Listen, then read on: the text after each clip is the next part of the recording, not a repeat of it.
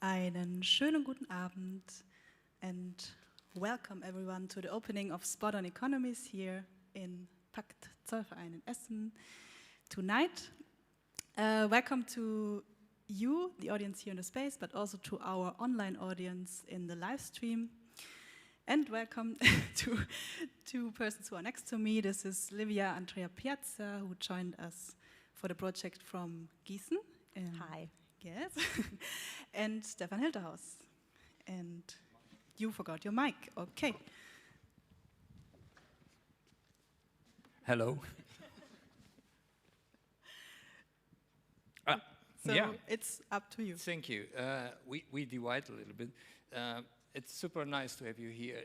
We are situated here in a former shower house of the former coal mine area, one of the largest in Europe in that time. We have a lot of daily life experience with some of the topics we are addressing in these days and in the last years as well, with the social and environmental and political consequences of a really strict monocultural economy, which is, looking at our title, we are talking about economies. It has always been just one economy here, which has been based on the exploitation of natural resources. So this, from the beginning of our work here, gives us rise to a mandate for our work here in all our formats. Yes, and today is the beginning of our research forum, Spot on Economies. We will have residencies, we will have lectures and workshops, actually in the whole building of PACT. This is also very special. And it will take for 2 weeks now. So during the forum, we will meet many different perspectives, which have, like, they take a closer look at economic questions and challenges, and we will get to know alternative practices and proposals. And this is our work framed, which we are normally working as an interdisciplinary performing arts space, with residencies, with platforms, and our work in the urban space. We are constantly driven exactly by these questions of interactions and exchange between our local, our environment, our art and society. So we are always asked to think and work about these bridges and connections to our closer neighborhood and to the underlying driving forces, which is definitely the economy and the economies and the hurdles of social and political change. And this time we are really addressing a core principle and a core structure of what is driven and driving our world. Yes, and for Spot on Economies, we invited more than 20 artists, scientists, activists, and other researchers. And they work together in transdisciplinary teams. And they just arrived today and will be in residence with us for the time of the forum. And then every weekend we will have a public program with lectures and workshops such as today. So. Yeah, and these are questions which we're always raising, and it's probably even tonight, and which we have done before, and which are probably appearing now in the next weeks, is how to different forms of knowledge interact and inform each other, and how can translation processes be developed between diverse cultural, academic, artistic, scientific, but even between physical or indigenous knowledges, even between practices and perspectives. So how can we develop intersections between alternative futures and options for action, which is probably very needed in the actual time.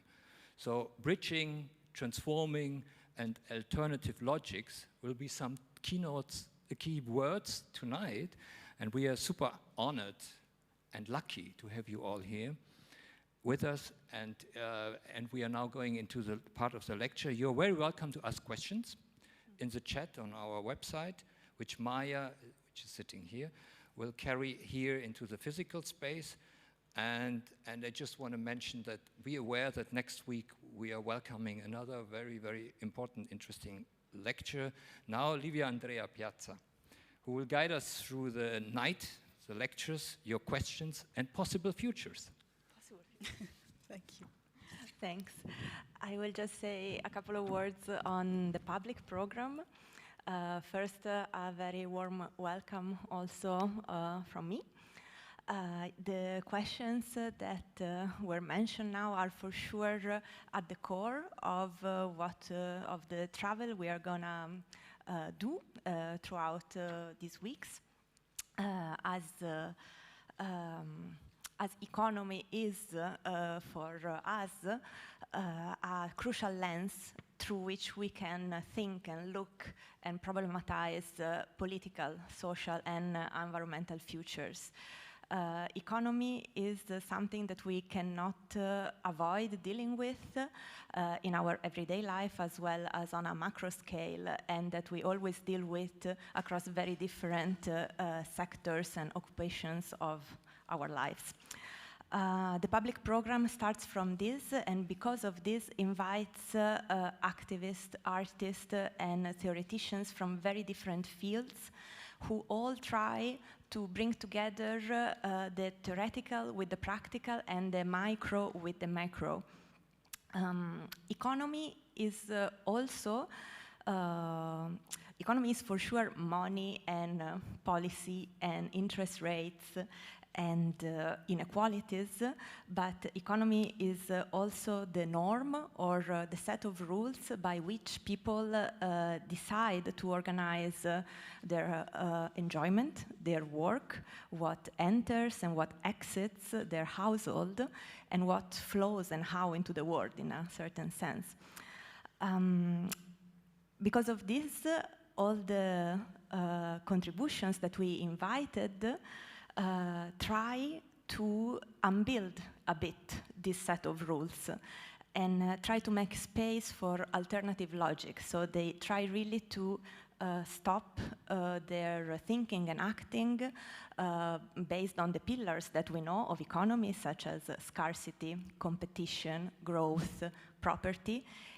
They just set this aside and make room for other ways of thinking and possibly also putting into practice what we know as economy. But without further ado, I am very excited to start now and to introduce the first two speakers of tonight. They are joining us online. They are Valeria Graziano and Giulia Palladini. Now, there they are. Hello, Valeria, and hello, Giulia. Very welcome here. I was just introducing you, and I will now continue having you here.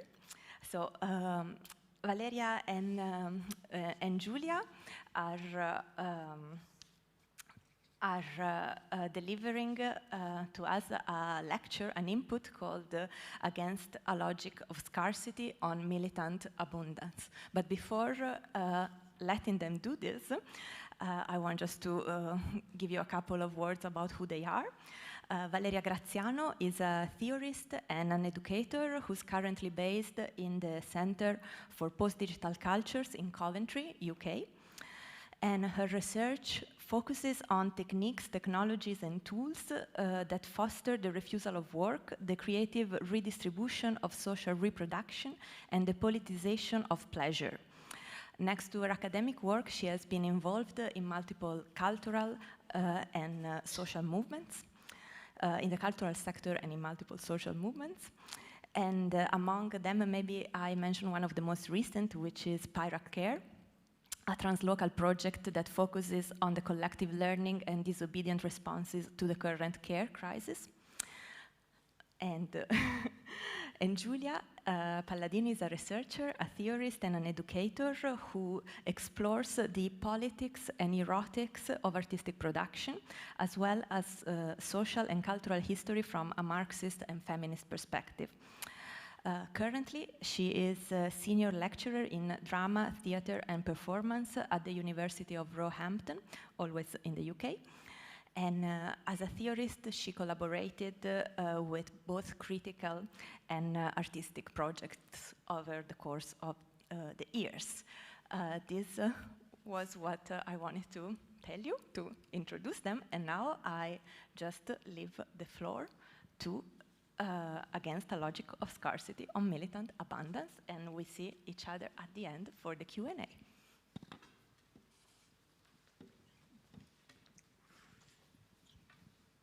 Thank you.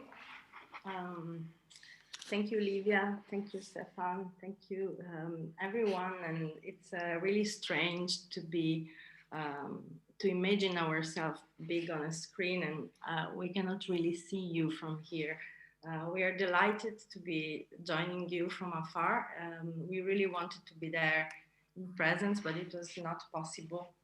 So we will experiment this format, and we ask for your patience if there will be some little delays or you know, the radical strangeness we are now used to inhabit, but that it's still a sort of a surrogate or parallel universe.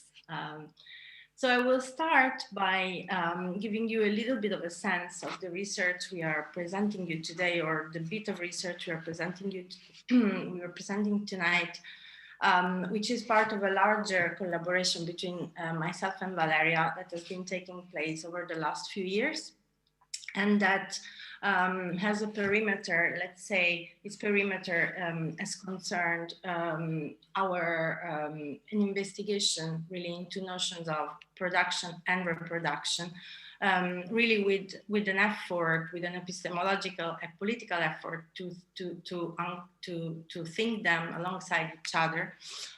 So in a sense, on the one hand, to reclaim an expanded notion of production, really going back to Marx's early writing that are trying to think production, what production could be outside of a capitalist organization of labor, and therefore production as a transformation of creative matter, and also as the coming together of individual and collective capacities.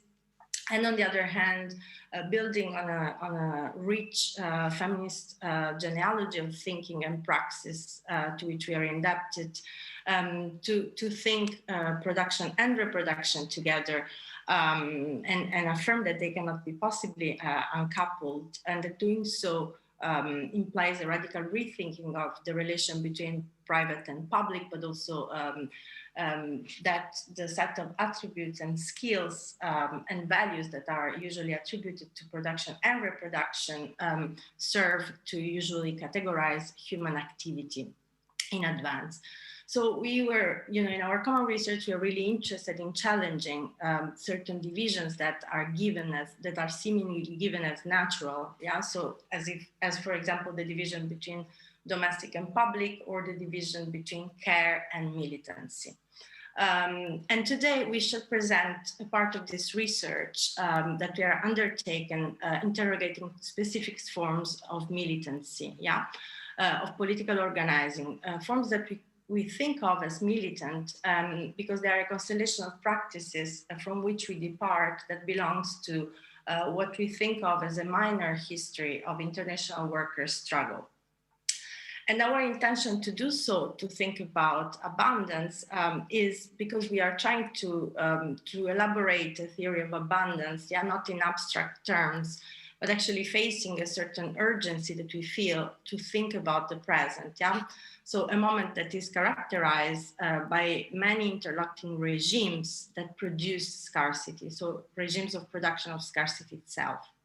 And therefore, our methodological attempt tonight is to approach the idea of abundance rather than giving you a definition in advance. We will return to it in the end, or we will, in a way, offer some thoughts about it, but trying to really think about it in a contingent temporalities, because one of the problems that we face when we start to think about abundance is actually really in terms of temporality. So there is a tendency on the one hand to think abundance as situated in a kind of a mythical and prehistorical past, yeah, in which a relation with natural resources, for example, was somehow unhindered, yeah? And so the notion of abundance becomes then rooted in a sort of forever lost possibility to inhabit a world of plenty, and which, of course, today this sort of mythical relation with abundance seems to inspire and inform a certain language and a variety of lifestyles. Yeah, we hear a lot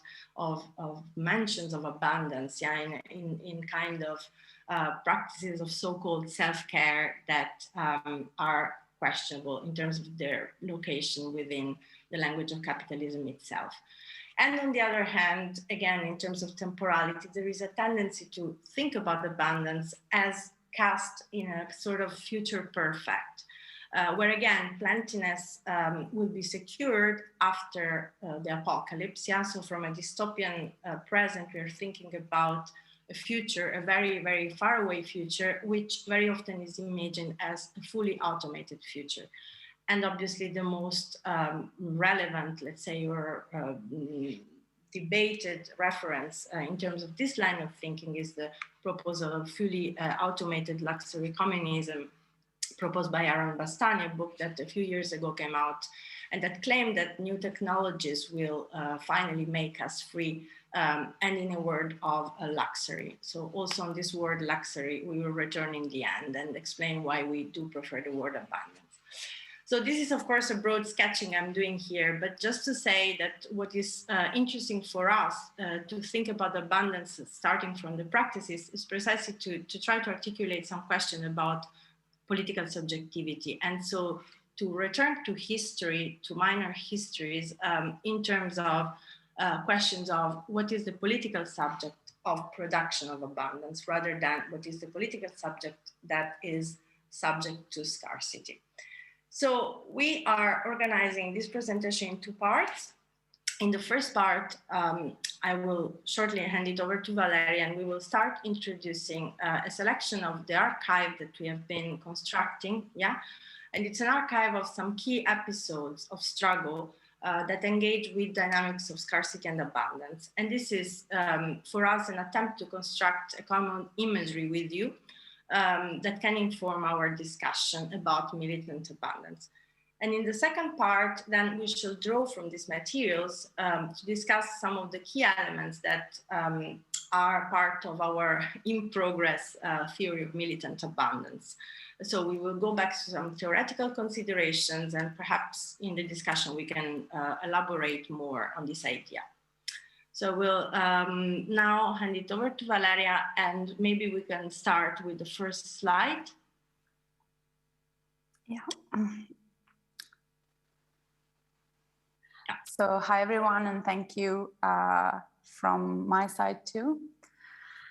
All right, so the first, so yeah, as Giulia said, during our theoretical elaboration around militant abundance, what is emerging is that this is actually an extremely rich area of actual practices, so situated historical moments, and that pertain to strikes that couldn't or wouldn't behave as the typical strike that we inherit in the tradition of how we think about such episodes. We're assembling some kind of queer archive around this, if you like, but out of this repertoire, we're going to narrate you through three examples only for questions of time. So what we have inherited as an idea of a strike by the history of workers' movement, for instance, by Vivek Chiber and others, typically involves a specific visual grammar and political imagery, which has to do with a picket or muscular male subjects. For example, if you think of Eisenstein's Strike, the movie, that might come to mind. But however, this notion and this imaginary of the strike as simply a straightforward form of action that blocks a given production does not seem to work in the current circumstances, nor to give justice to what a strike can be. And indeed, it is that this kind of strike has never been possible or available for many workers in the world. And so the question of how to strike otherwise is especially important now, also in the light of feminist struggles that have always departed from the issue of reproductive labor, both not being a labor that you can stop on the one hand, but also being a kind of labor and work that is not recognized as legitimate work on the other. So In the slide, if I'm not sure which slides are you seeing, but there is the first image after a kind of a slide that introduces the strike-in. We came across an example from the Netherlands around 4 or 5 years ago at this point. This was an action organized by a Dutch union called FNV Zorg, which represents care workers.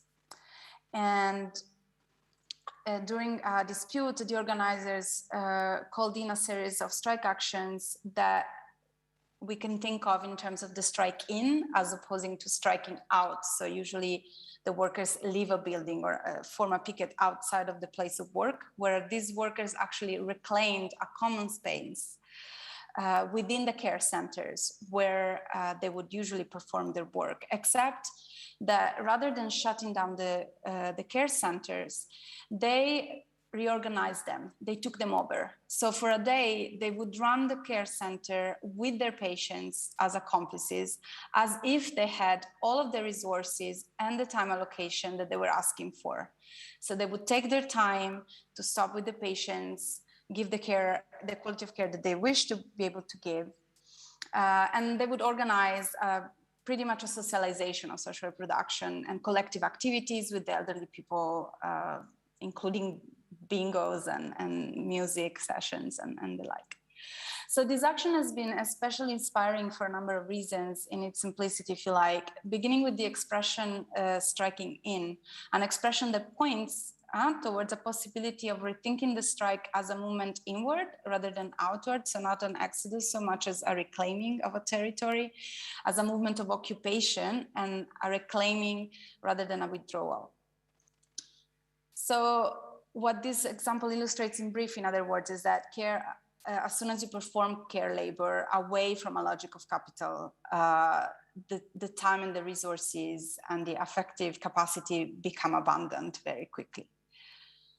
Now, the second example, I would like to ask for a new slide, new couple of slides actually, yeah, I think there's a title slide, and then I would like the first image, please. Thank you.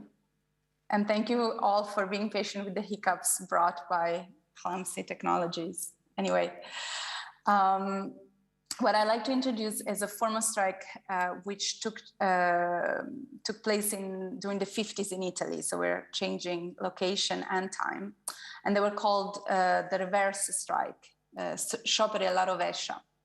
It was a very widespread phenomenon that kind of took place between the end of the 40s, beginning of the 50s, all across the peninsula. So from Sicily to Friuli, which is the uppermost region.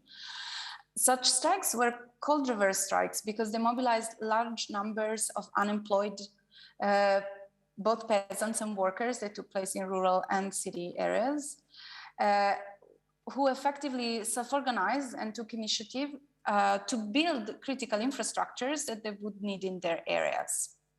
And this is a key kind of gesture at a time when basically unemployment was soaring, and the alternative to unemployment would have meant that one had to migrate.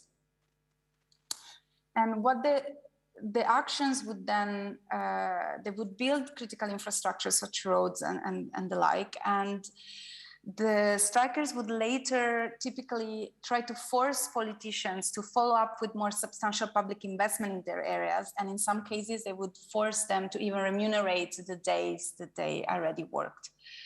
The motto of the reverse strike was chi lavora sciopera e chi non può scioperare lavora. So those who work strike and those who can't strike work. And these reverse strikes often emerge from a pragmatic and very local knowledge, basically a plebeian form of knowledge that people would have of their locale, of the scenes where they lived and dwelled, and also out of the specialized knowledge that unemployed workers would still carry as part of their skill set. It also sprung from a necessity to really rebuild critical infrastructures because after the wars, this was contributing greatly to the misery of large parts of the country. And this was coupled with the capacity of the trade union and the Communist Party to force a political discussion onto their own terrain, formulating a document which was called the work plan. And so the point, to summarize, was that there is, in fact, plenty of work to be done, and there is a scarcity of capital investment, but this is only because social wealth is in the hand of a few who get to decide how this money gets to be spent. So this idea that markets are supposedly an invisible hand that somehow addresses the needs of the social body was absolutely criticized, faced on. And so reverse striking meant claiming the urgent reversal of a system that organized life also in terms of those in work and those outside of work as surplus populations, basically.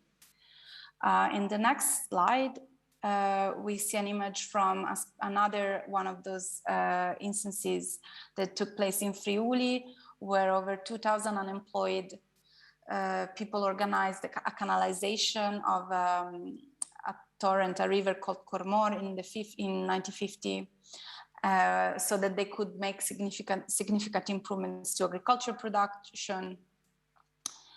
Another example, I'm kind of lost in the slide situation, but anyway, I think we can just roll with them. So in a place called the Lepini Mountains near Rome, strikers decided to build a road. Somewhere else, a dam was built in urban industrial areas, like in Torino. They made cars, unemployed mechanics and metal workers. In Reggio, which is another city, they made tractors. And in the shipyards of Genoa, they even constructed a ship in this way. And maybe one last anecdote, because it complements, again, this approach of production to that of the essential social production that reorganizes alongside with it. So during reverse strikes, of course, these vast quantities of workers, we're talking like thousands of men, work had to be fed. And this typically fell into the duties of the women, many of which would be affiliated and organized through the Communist Party. And these women would organize donations of food in solidarity, knocking on the doors of local merchants. Except that at the time, you might be arrested by the police for soliciting food, because charity asking donation was something that you needed a permit for, that usually was granted to nuns and friars typically. And so much of this donated food would be confiscated by police. And again, this illustrates very well how there was the logic of scarcity was politically underpinning the situation. And I hand over to Giulia. Yeah, I'm also lost in the slides. So I think I need the next slide, because this is a slide of a strike that is happening in Partinico in Sicily. So I hope you're seeing that one. This is a particularly important case that we would like to bring up, because first of all, it's one of the most important reverse strike in collective memory.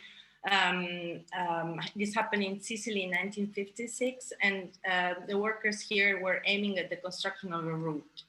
And they were brought to tribunal for that. And the main organizer, whose name is Danilo Dolci, he is a social activist and also a really important figure for Italian oral history, because he has undertaken various projects in relation to activism and oral history. So he, in the tribunal, invoked the Article 4 of the Constitution of the Italian Republic in order to justify the strike action. And this is the bit of the quote that we find really relevant to think about. So the Republic recognizes the right of all citizens to work, and even promotes those conditions which render this right effective. Every citizen has the duty, according to personal potential and individual choice, to perform an activity or a function that contributes to the material or spiritual progress of a society. So it is important to make clear that while finding this example very inspiring, we are also keen to expand upon what we understand as the right to work.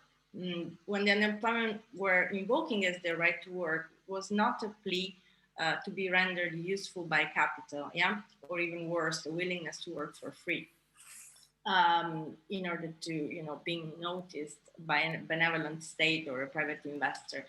Rather, what I think is really interested in this example is reclaiming the right to determine the conditions of production as an affirmative possibility, yeah? And therefore as a gesture of emancipation for labor itself.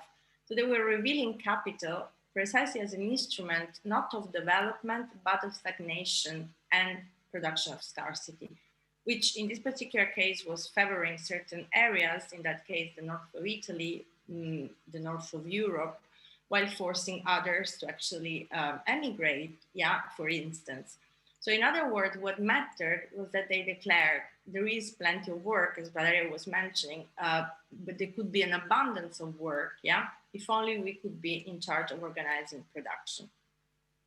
So just briefly to touch again upon this, for us, what's really interesting in the reverse strikes is precisely the opposite of, of the widespread willingness to work for free that characterize contemporary precarious labor.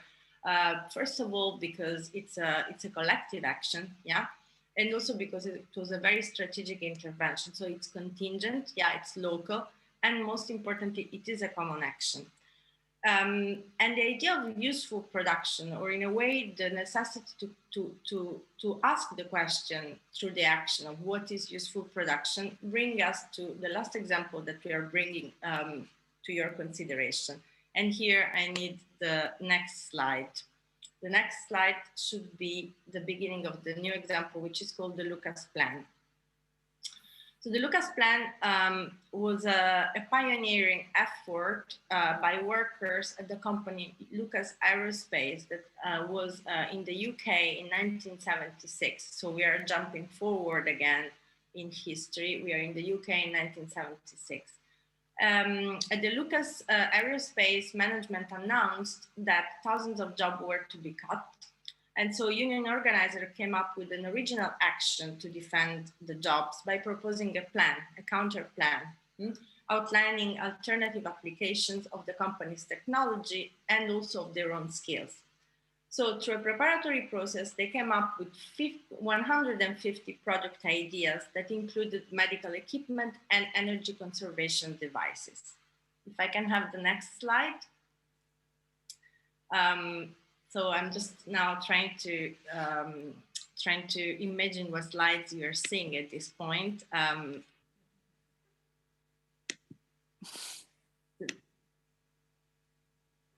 Alternatives are possible. Yeah, exactly. So this slide is showing you in a way what they were, how they were showing really the transformation from military supplies to other sorts of production. Yeah, and then in the next slide.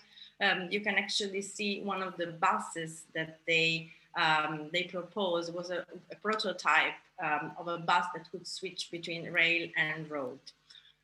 So there are two aspects of the Lucas Plan campaign that we think it's really generative to think about in light of today. So the first is that the workers invoked their right not only to work, but to be engaged in what they themselves name socially useful production, yeah?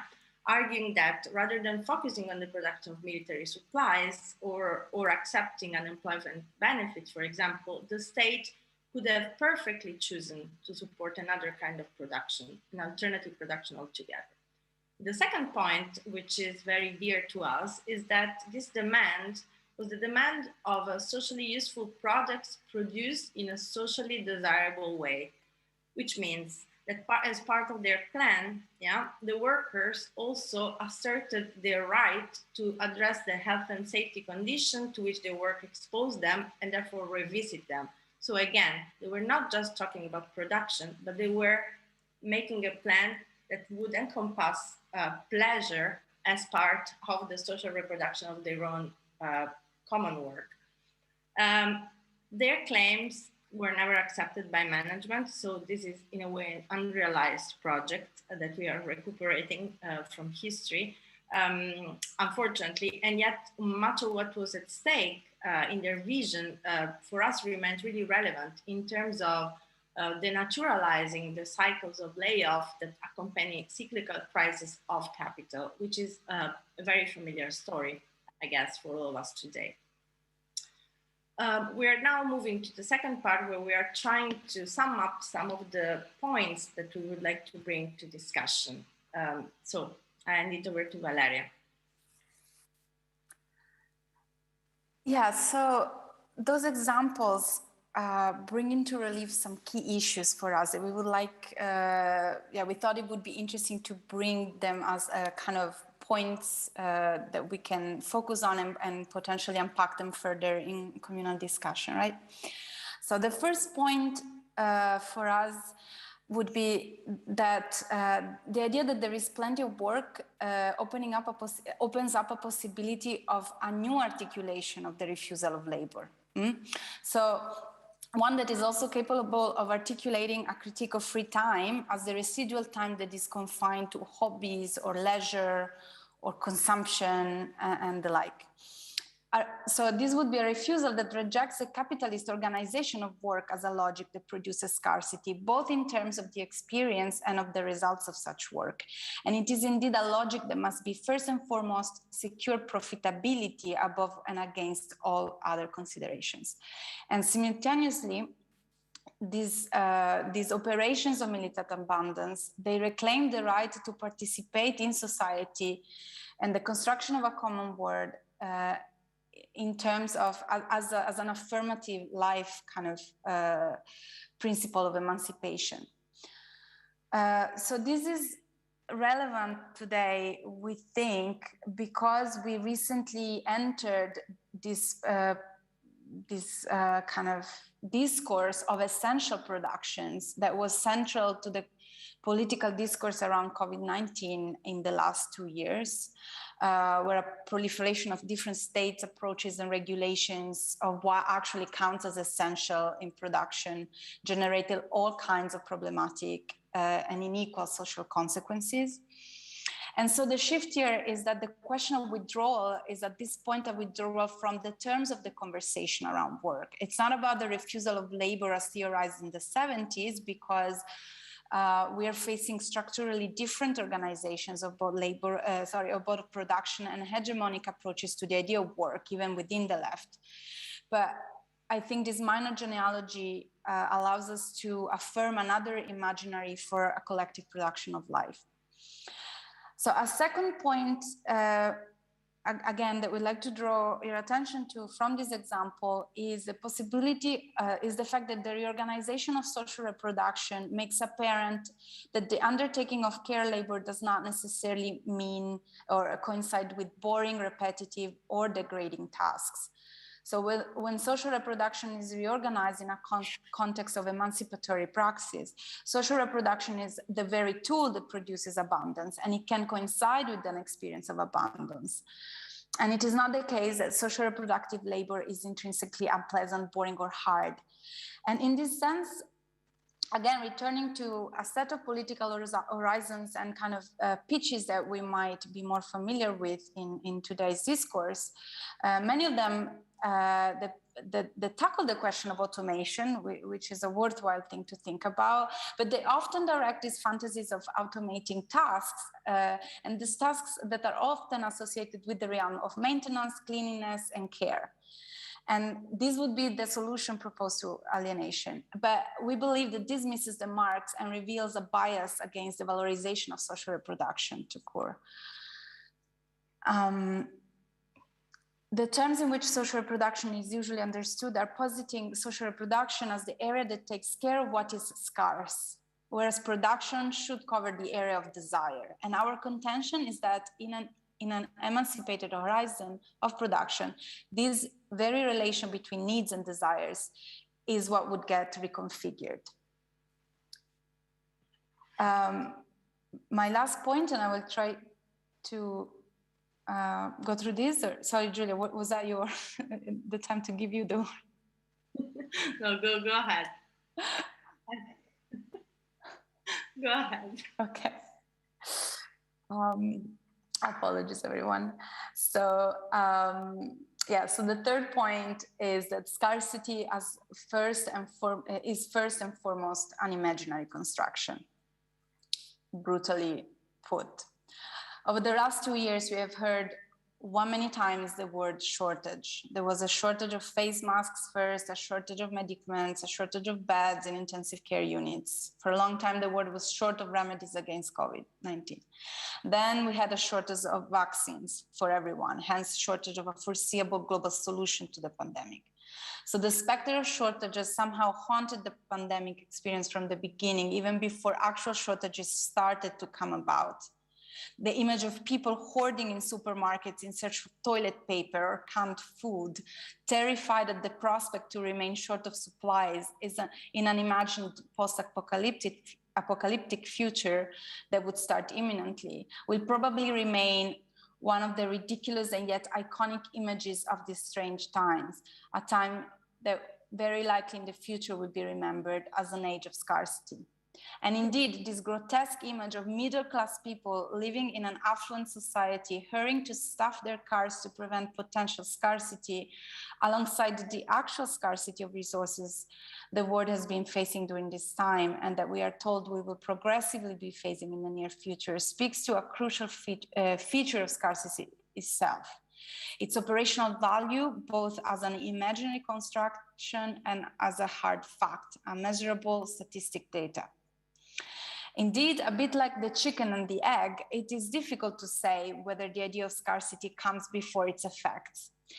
If the feeling of scarcity is in a sense always a memory of previous situations of shortage transmitted from one generation to the next, or the dystopic presage of an always imminent post-affluent future.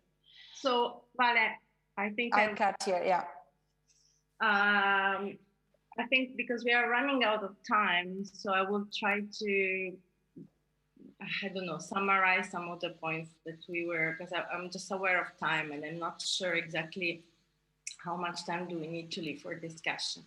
But just to finish this point about the imaginary construction of scarcity, I think one reference that we wanted to bring into the picture was the work of Castoriadis, because actually really this image that we just described about the hoarding, you know, to accumulate in order to avoid scarcity is a very interesting example of what Castoriadis calls the imaginary institution of society. Yeah.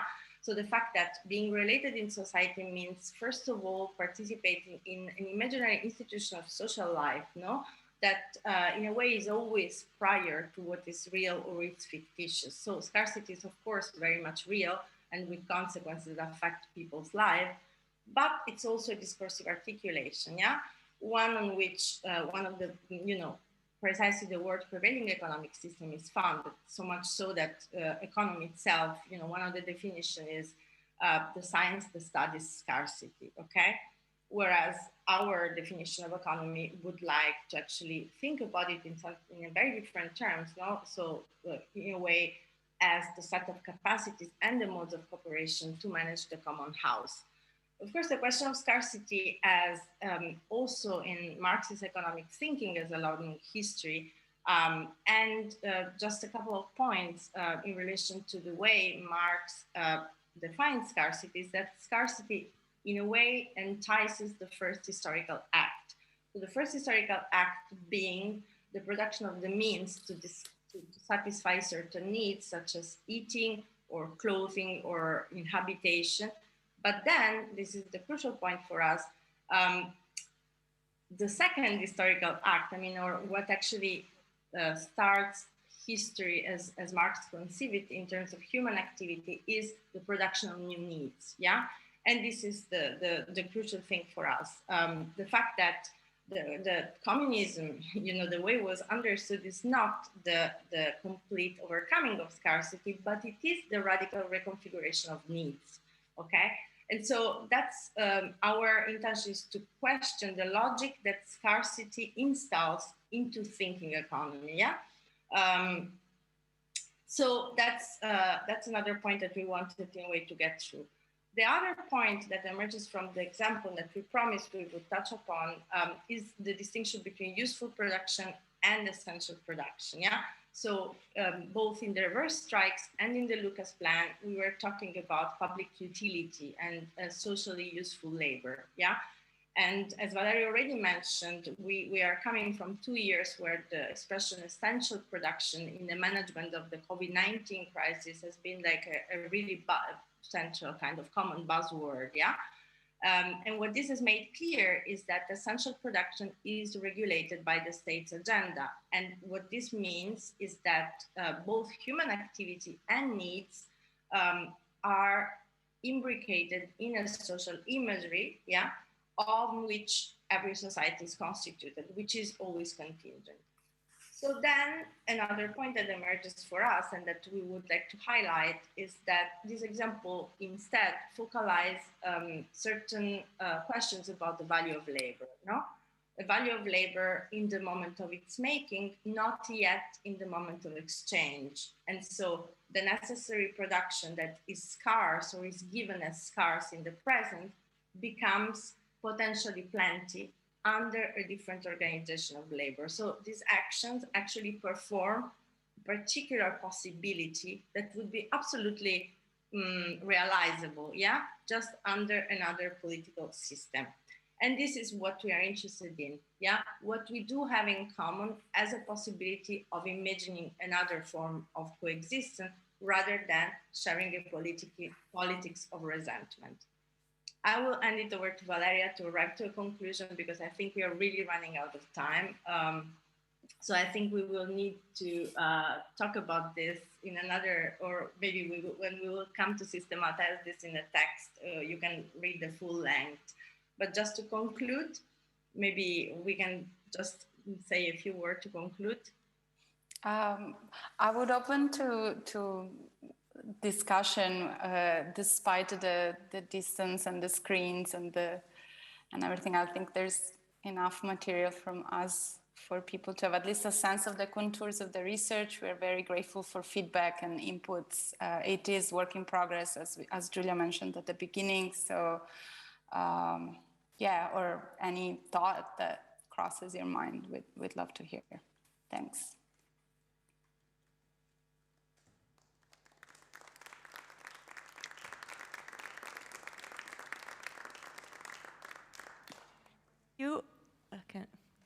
Hi.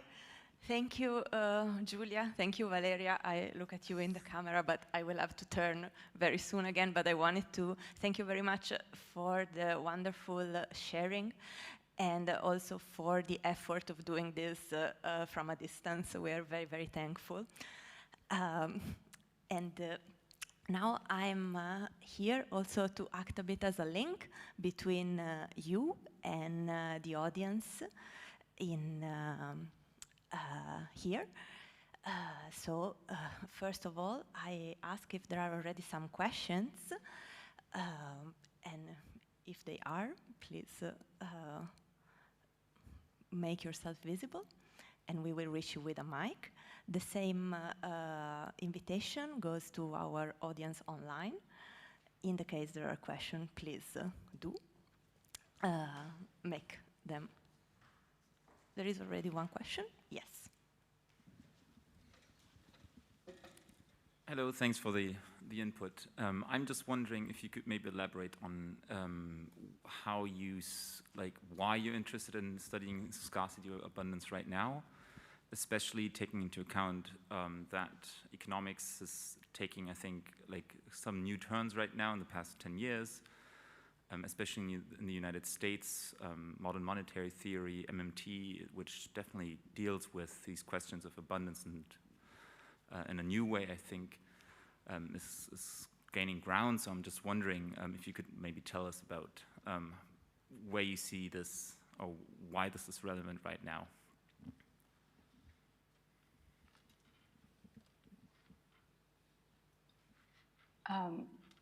It's a very broad question, and I think in some ways we did try to address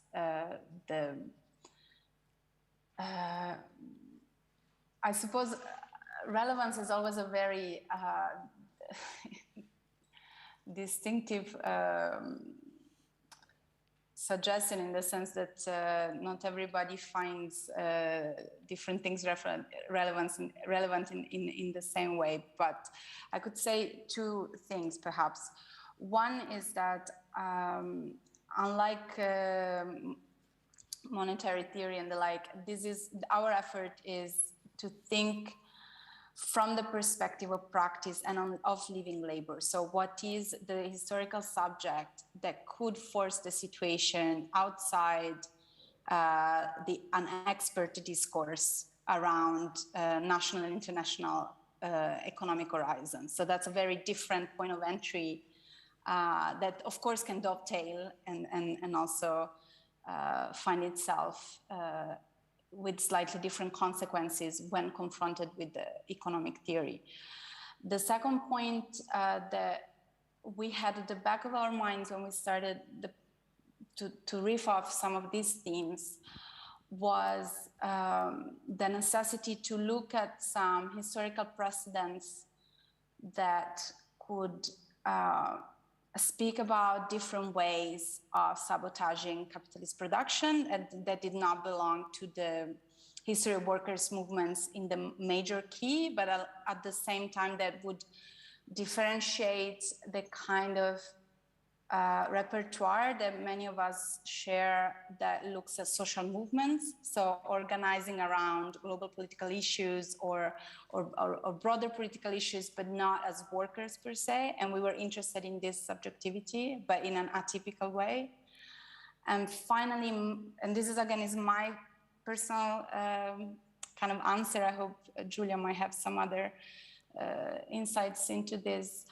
I've spent a bit of time with the question of universal basic income and its various, the various ways this proposal is being articulated.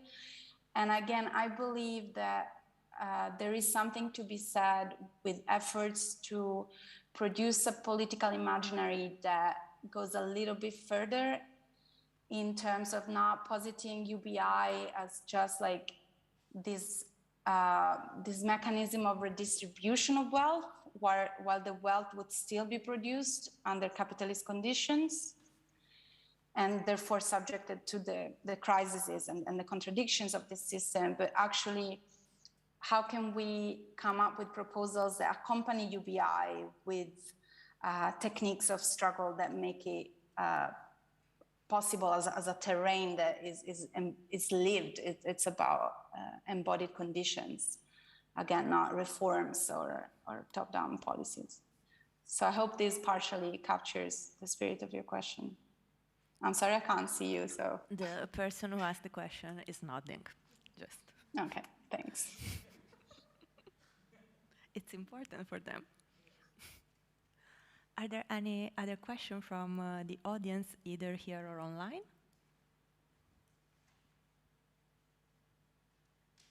There is a question from online. Yeah, so first of all, thank you very much for this rich talk.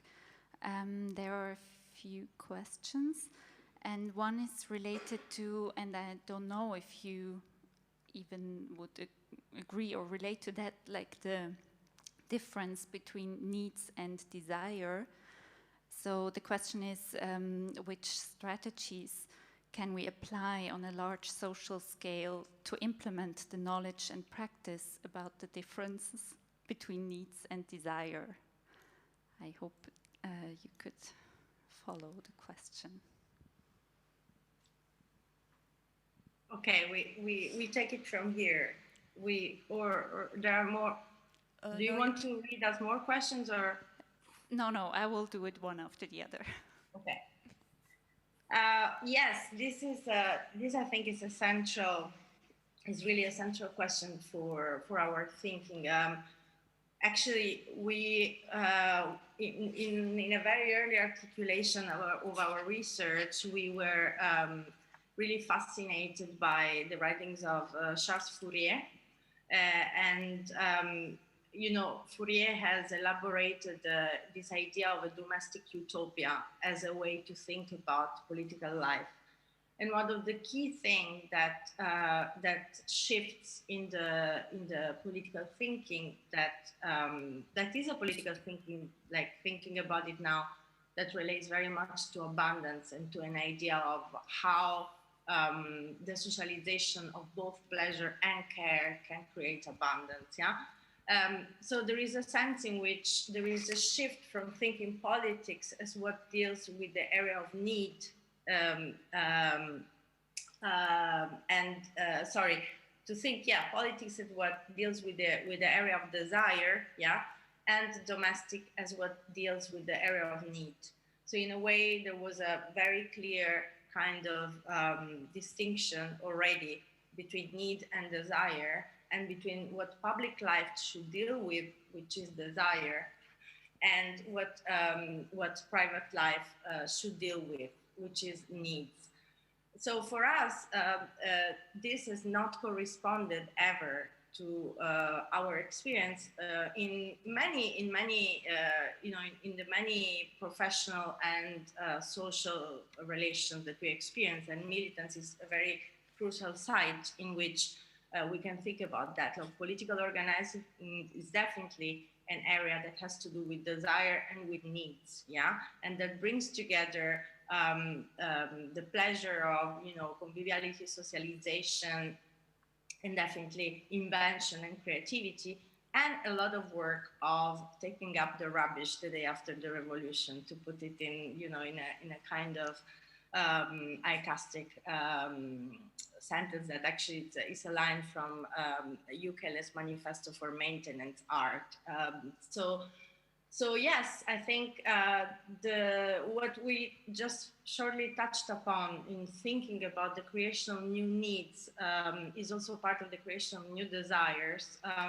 Would definitely reconfigure the idea that there is a distinction not only between physical and manual labor, yeah, which is an ongoing question in terms of production and the relation between production and reproduction, but also the way in which we collectivize, we collectivize care, and we collectivize political work. I mean, political work is already collective, but like we consider political work from the point of view of desire.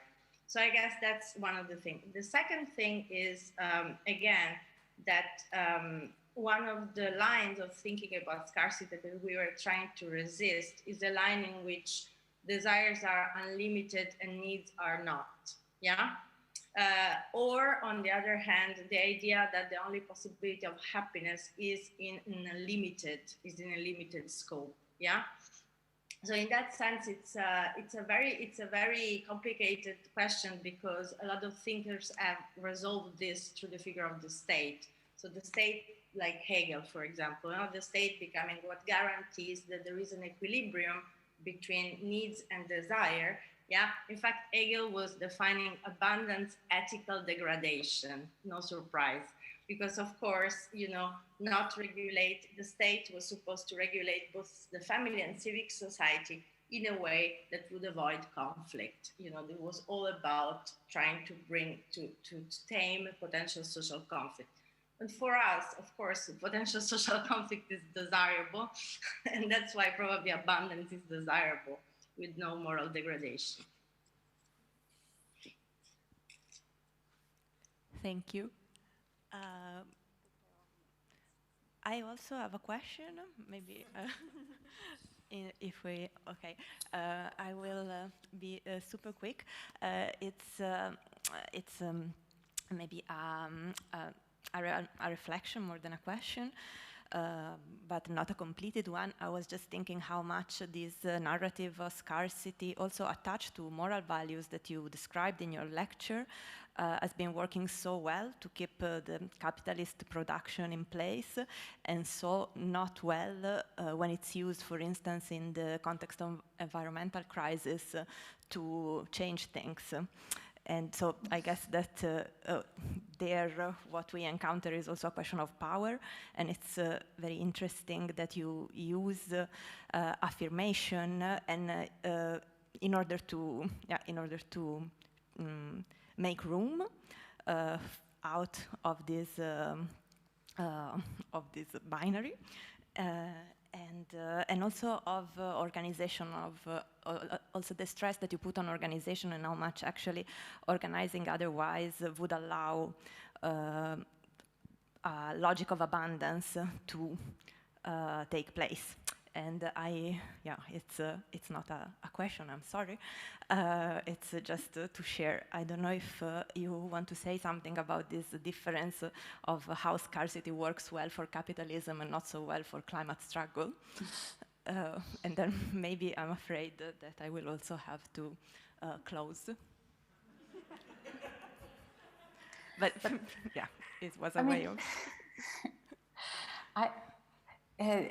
This would really merit a night at the Pablivia. I think the question of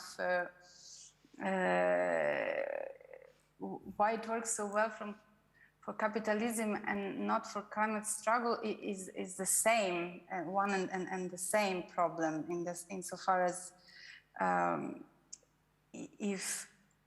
if the scarcity of employment, of housing, clothing, education, healthcare, and the list is long, and desiring options is made constantly. We're constantly reminded that it's scarce, and you better have this approach to your own life and desire, even as a kind of this entrepreneurial ethos. Now you better invest in the right commitments and attachments, because else, and there is a big else that is in the background. I think that in very pragmatic terms resolves in a huge and tangible barrier for solidarities to emerge that would allow to tackle climate change and environmental concerns in a much more resilient way than kind of demoralizing of consumption, which is often what we get to hear in this individual consumer that exists mainly in mediatic discourse, but has absolutely no power to influence the systemic metabolism, which is what we're talking about. So yeah, and again, abundance, we definitely, and we did not go into this area of reflections because I think it would merit its own space to be said in a proper way. It should articulate it, but in short, I think Giulia briefly touched upon that. Abundance is not infinity, right? It's a metabolic relation with the here and now that takes into account finitude, the finitude of life and the finitude of commitments and attachments that a life can sustain. But I suppose the implications for this would include the relationship with what we consider resources and habitats where we're implicated, necessarily so. It cannot be otherwise.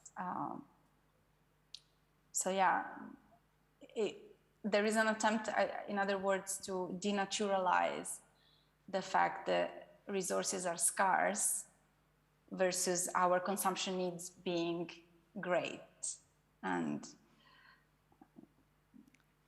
yeah, and I could go riff on this theme for longer, but I guess I'll rest my case here.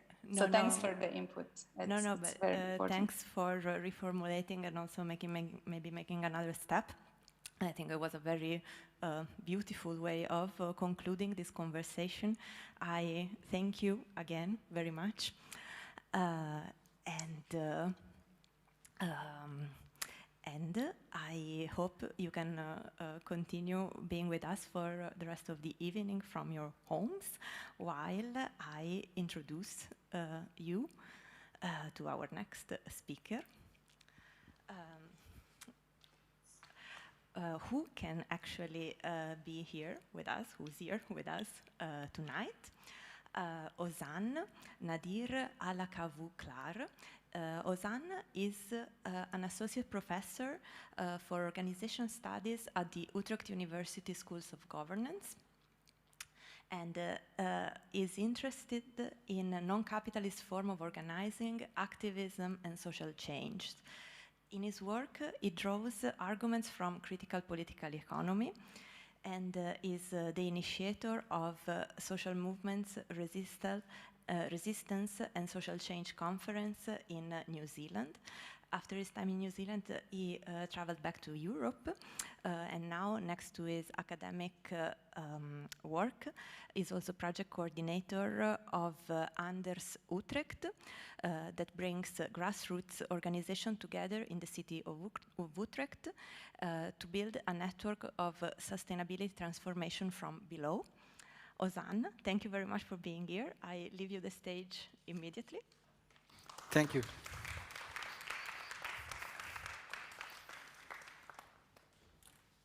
Thank you very much, Livia. Thanks for the introduction, and hi, everyone.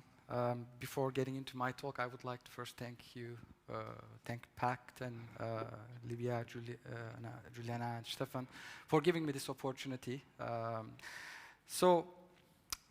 Merhaba, Kiaura, Goedenavond.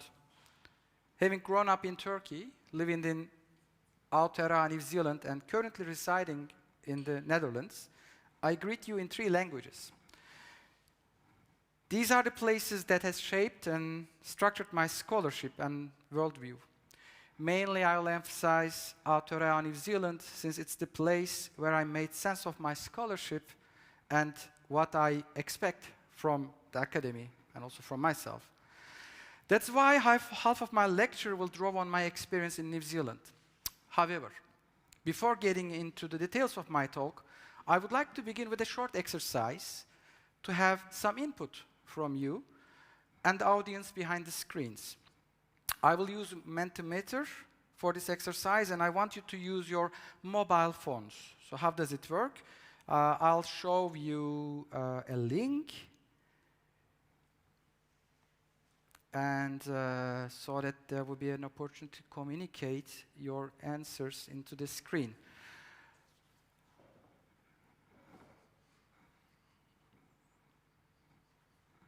Yes, so this is the code, or you can go to menti.com and enter the code.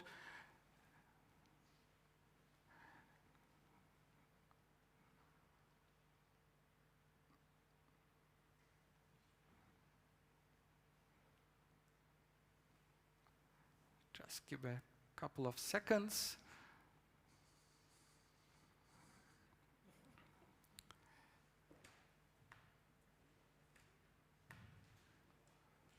Great, I see people are coming.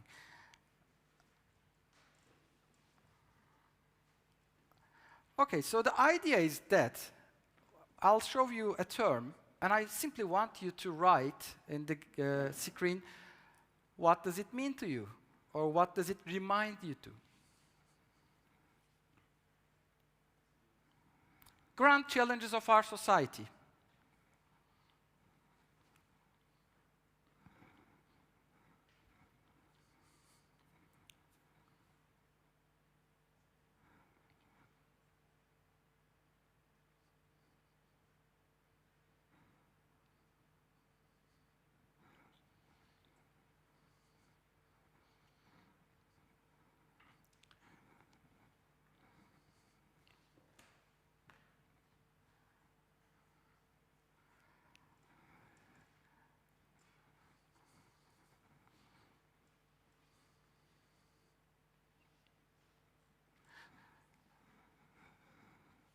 So I assume this is the input from here and also from the audience behind the screens. They can also join. So we see the dominant terms like climate change, climate inequality, capitalism, and of course there are other challenges which can be related to the main challenge, which is like climate change, capitalism, inequality for now.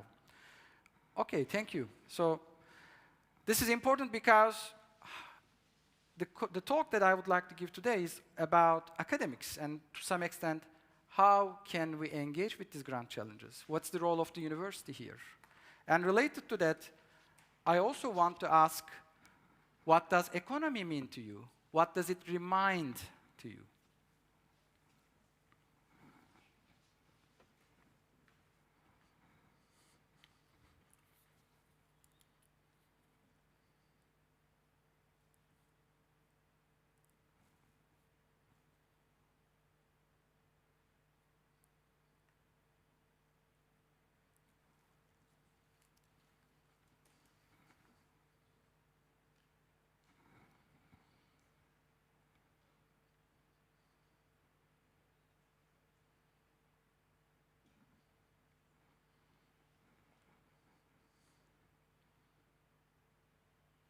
we see money stands at center, which is kind of central term as far as I can see, but also there are other important terms such as exchange, finance.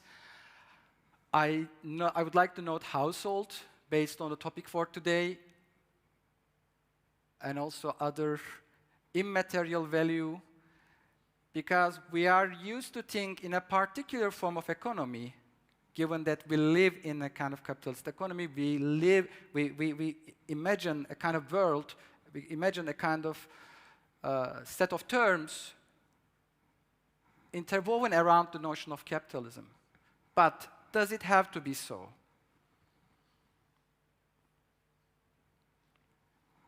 Then what comes to your mind when it's about activism?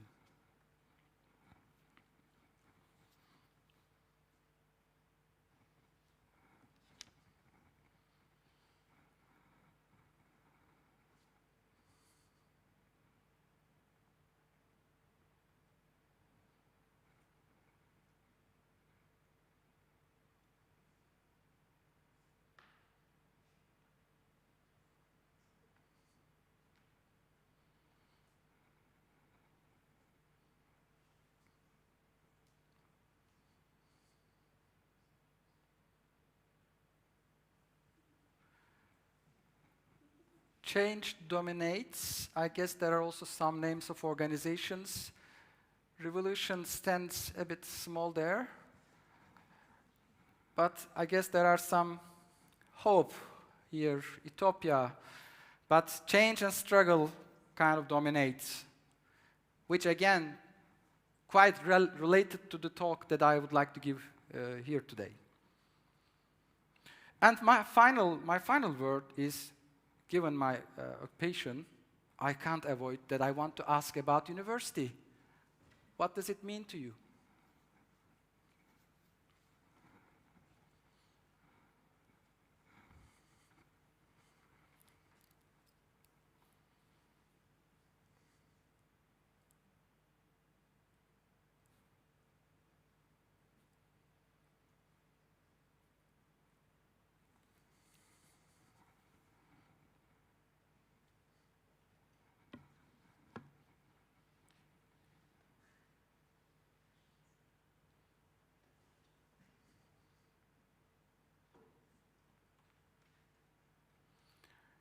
Wow, okay, I see some tension here. Elite, learning, power, conservative, common space, space for thinking, which also tells it's a place for multiple logics. It's a place where many things can happen, or at least that's how I want to believe as well. And that you will also see in my talk, that how I would like to frame university in a different way. But I can see how the knowledge is central, how bureaucracy is central, privilege, hierarchy. All welcome. All accept the critique as well. So thank you very much for this exercise. And based on this input, I'd like to respond to some extent, and I would like to make the links between activism, between university, between challenges, and also economy. Because if we take economy as a central institution, then how things can change? What might be the role of an academic searching for change? And what kind of tools we may have? So first, I would like to give a general overview of the current situation, which is also acknowledging a way of acknowledging the problems that we live through.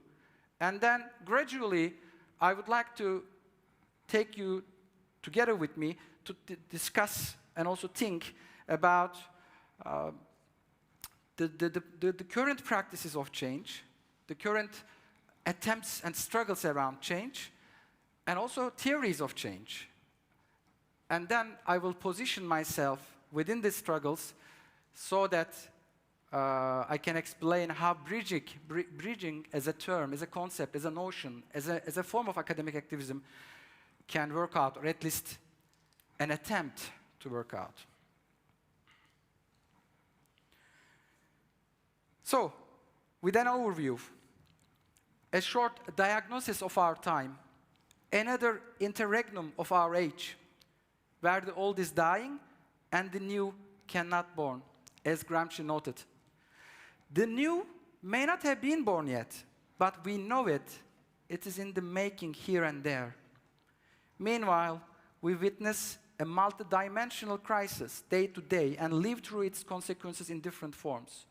The most apparent one, as you also indicated about climate change. We indeed live the consequences of long-term industrialization, the impact of fossil fuels on nature and society.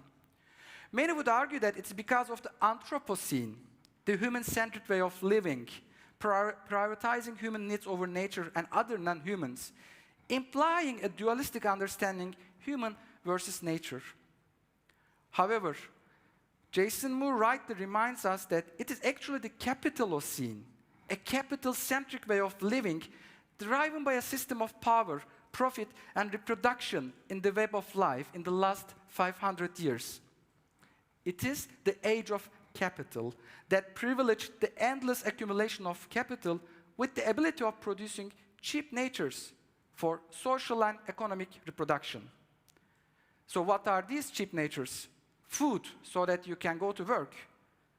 Labor, you can work, but also there should be some others who take care of the other things, household at home. And also, of course, energy, that you need to transport things, that you need to transport the slaves, for instance. And also raw materials to provide energy. This framing of capital, of course, in line with the conceptualization of David Harvey. Capital is actually not an enigma, in a way, an entity relentlessly seeking accumulation that fills the voids for valorization, either it is social or economic, that transforms things into commodities with a particular logic, which formerly may belong to the common, to the people, like neighborhoods, public goods, like health and education services. It is important to distinguish our analytical tools, since they also determine our politics and the way we engage with the world around us, the way we make sense of the challenges, the way we try to transform them. And as we live through the interregnum, we see politicians and the corporate world talking about solutions, new models, new visions, etc. As Isaac Cordell wonderfully recreated our reality, we follow them and we sink into the rising water. However, acknowledging climate change as a grand challenge, they also try to solve it. The question is, but with the means and tools that created the problem in the first place, can we save capitalism from capitalism with a capitalist logic?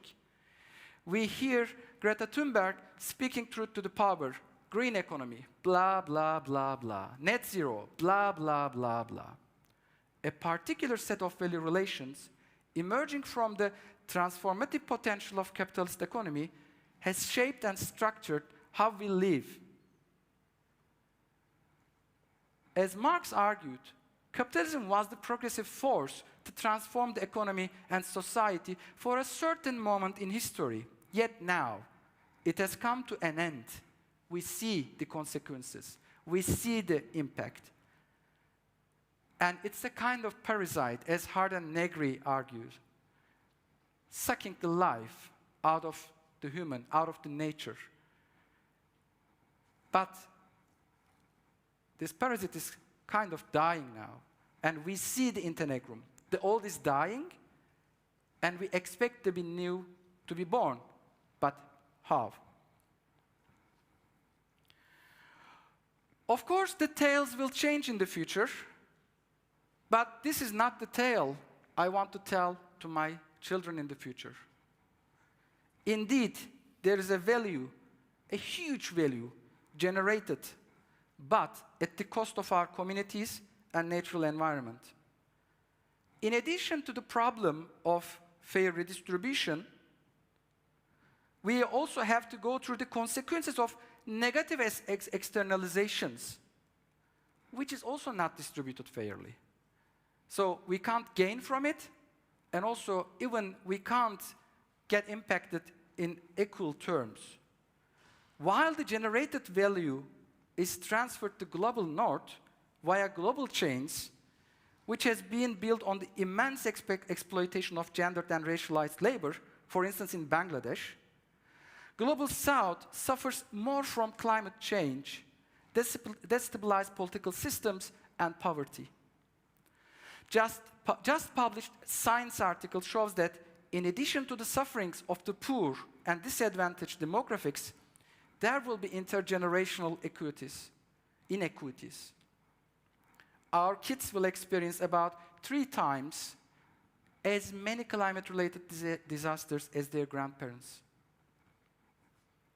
Hard to think, hard to take into.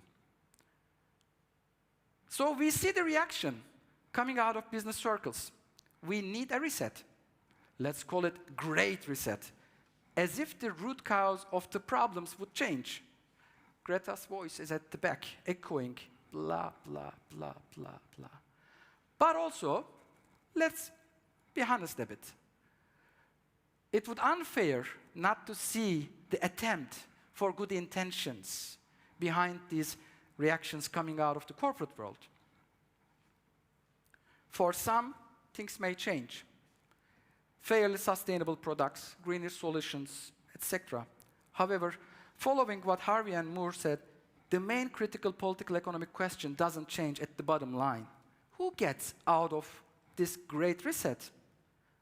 Does it question the fundamental principles guiding the way our economy is organized?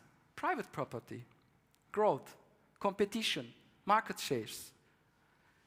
Can we trust the corporations as long as they are configured as the tools of capital accumulation?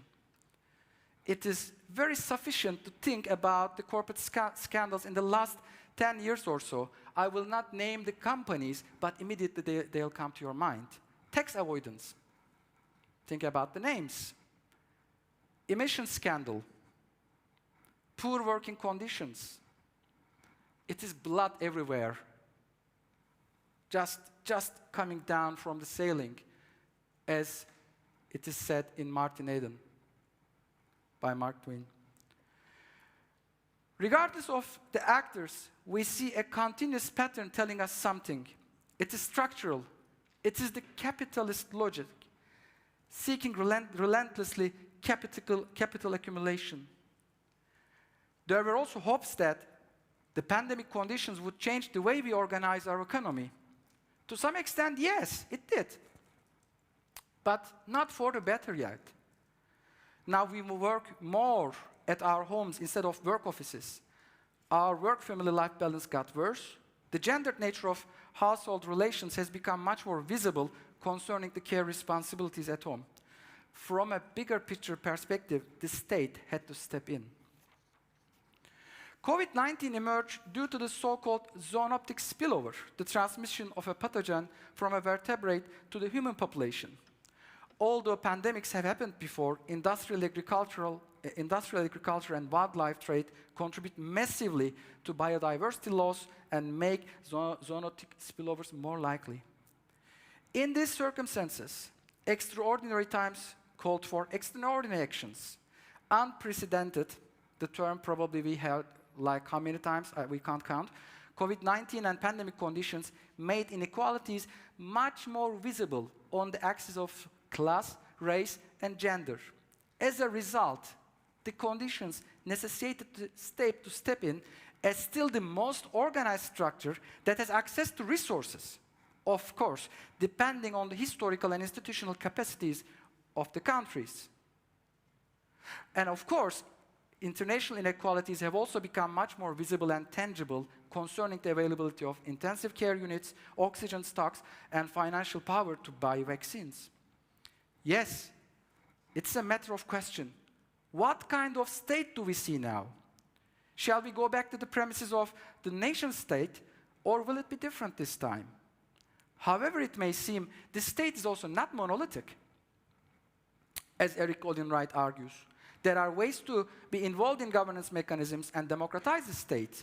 For instance, can we undo neoliberalism by defending the participatory budget? Or can we argue for new democratized electoral rules?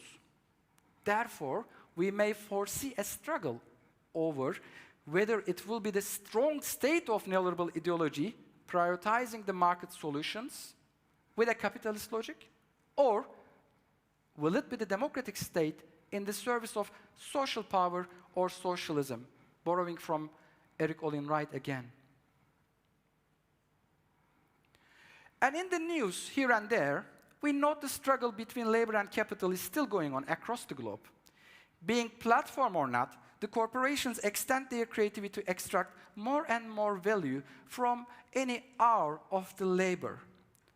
Interestingly, meanwhile, the concerned, the ethical and conscious investors ask for the implementation of fundamental employee rights from them. Outsourced self-employment becomes the main gig in town. No pension, no health care, no regular working hours, but you are the free subject who hardly makes the end of the month. The new dangerous class, as Guy Standing calls the precariat. Those who primarily work on fixed-term contracts, jump from one work to another, live under the shadow of job insecurity, and of course, lose connection with a particular class identity. And this is also happening everywhere. It's not just the gig workers, it's not just the delivery people. It's happening also in the universities. I guess one of the term was about insecurity, one of the term was about temporary working, which is the reality of current higher education right now.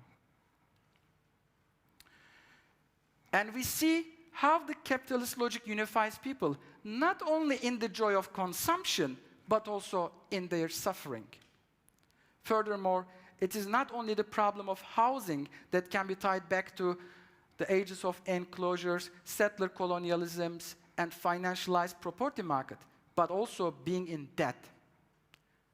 That is also, I guess, one of the terms we noted in higher education. Currently, hundreds of thousands of students just graduate with debt in different countries. I do not want to generalize for a particular region, but I think it's a fair, common, standard practice we see in the United States, we see also in New Zealand, we see also in Turkey. As argued by Hart and Negri in 2012 in their pamphlet declarations, it is now the most common condition of social life, from welfare to debt-fare. Debt has become, quote, a weapon to maintain and control the relationship of production and exploitation. Exploitation today is based primarily not on equal or unequal exchange, but on debt. That is on the fact that the 99% of the population is subject, owes work, owes money, owes obedience to the 1%, close quote. If the state is there only to protect the interests of capital, and if our being indebted and vulnerabilities are the common denominator across the countries to resist the logic of capital, then should we think about an international commune to get organized? There are attempts. And despite this grim background, these ground challenges around climate, around precarity, around inequality, we have our hopes high. The struggle is going on.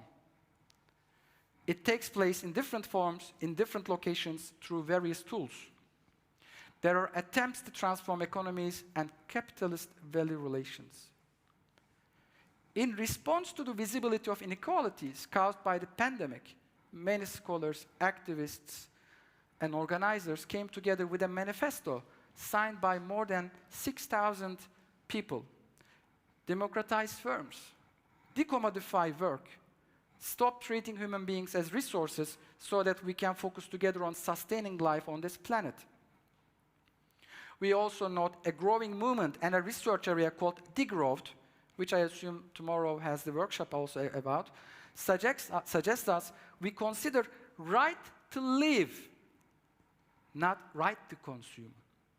As a radical critique of growth ideology, they offer an alternative set of value relations prioritizing care, solidarity, and autonomy. A different way of thinking about the way we organize our society, about the way we think about exchange relations, distribution, and how also we imagine and practice economy. We also note donut economies, a framework that is adopted by the municipality of Amsterdam. Exciting, a real-life case. Can we create a safe area where the social needs are met without accessing the ecological limits? We will see. How about relying on the wisdom of the First Nations or indigenous communities? Kaitai Tikanga comes from the Maori worldview, and it means that we are the stewards of the nature. We are the caregivers of the nature. Once you think from this kind of perspective, everything changes. And of course, your relation with the land, your relation with the nature, if you think that you are part of it, of course you become a kind of steward. You become the person who cares about it. And finally, we also see, for instance, the community economies framework. We may see the dominant structures, or we may see the dominant practices like wage labor, commodity markets, capitalist enterprise, but actually, economy is quite diverse. And this gives us a fantastic tool to think economy from a different perspective, the one that takes place in the neighborhood, based on caregiving, the one that takes place in the household, based on another form of care, another form of support.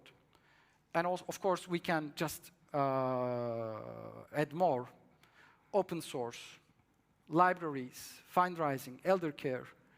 It's a matter of how you frame economy so that we can begin thinking from a different perspective and we can think about alternatives.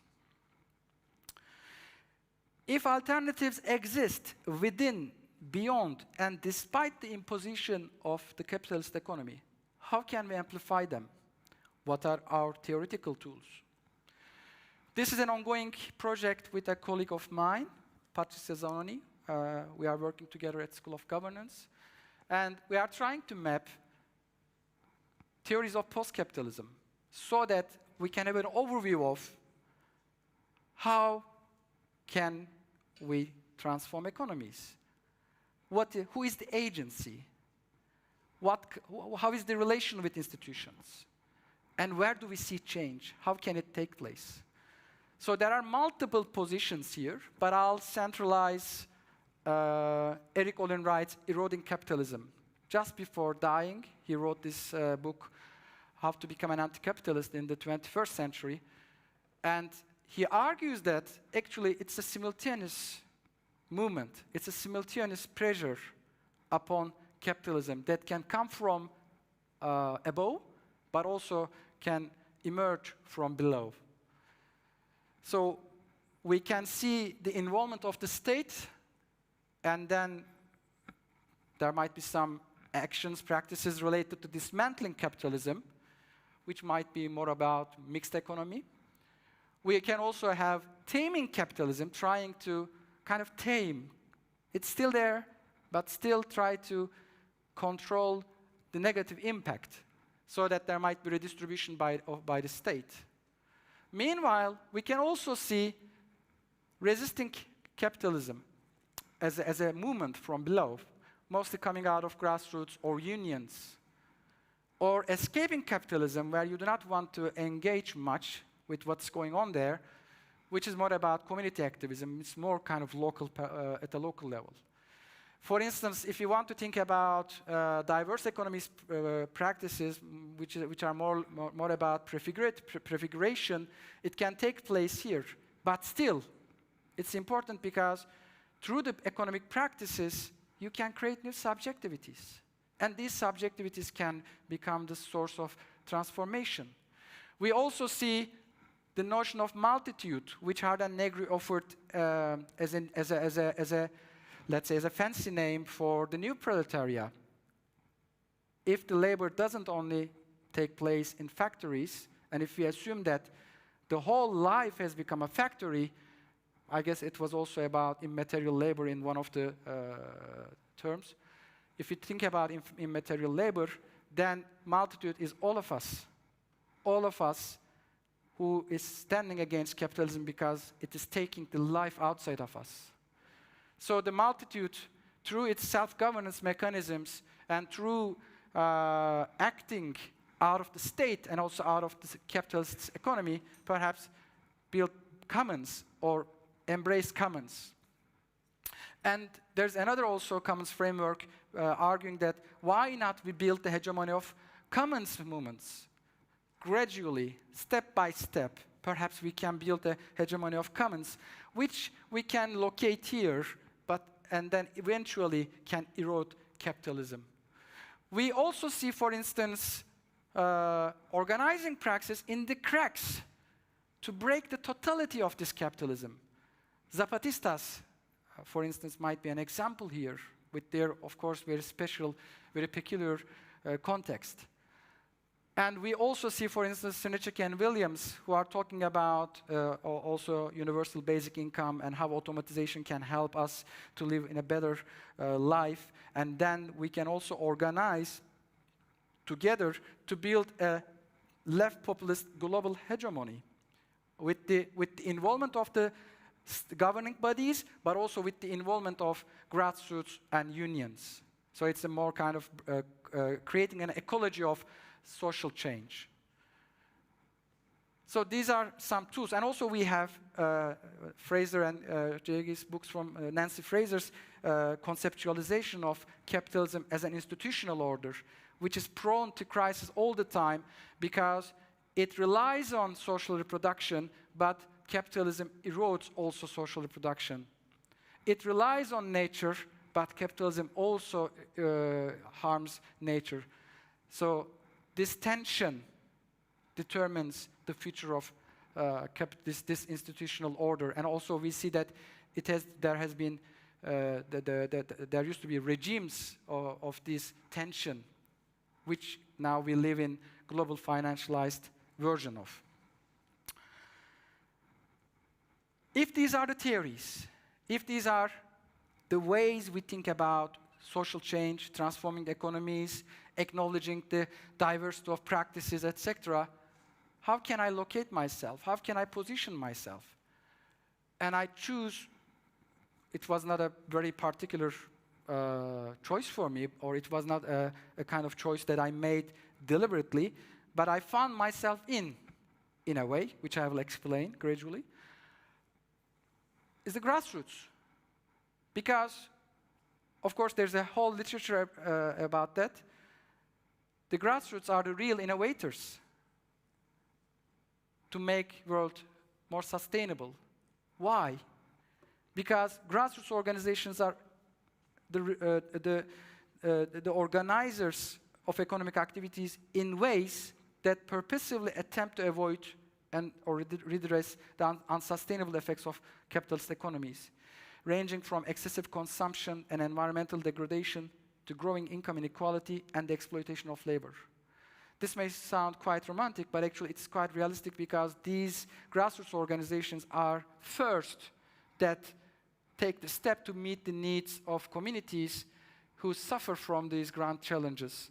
So they are at the front, they are offering new ways of thinking, new ways of practicing about economy.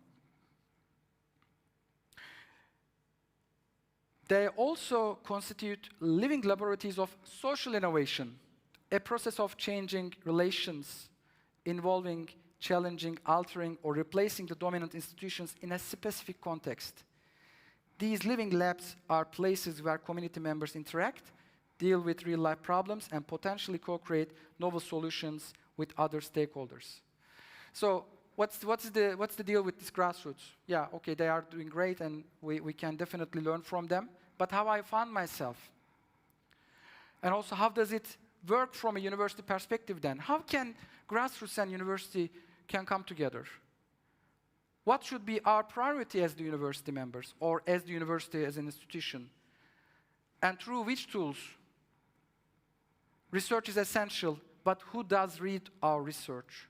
Can we go beyond the ivory tower perception of the university? I want to change the world, and the university talks back to me. You mean you want to improve your impact factor?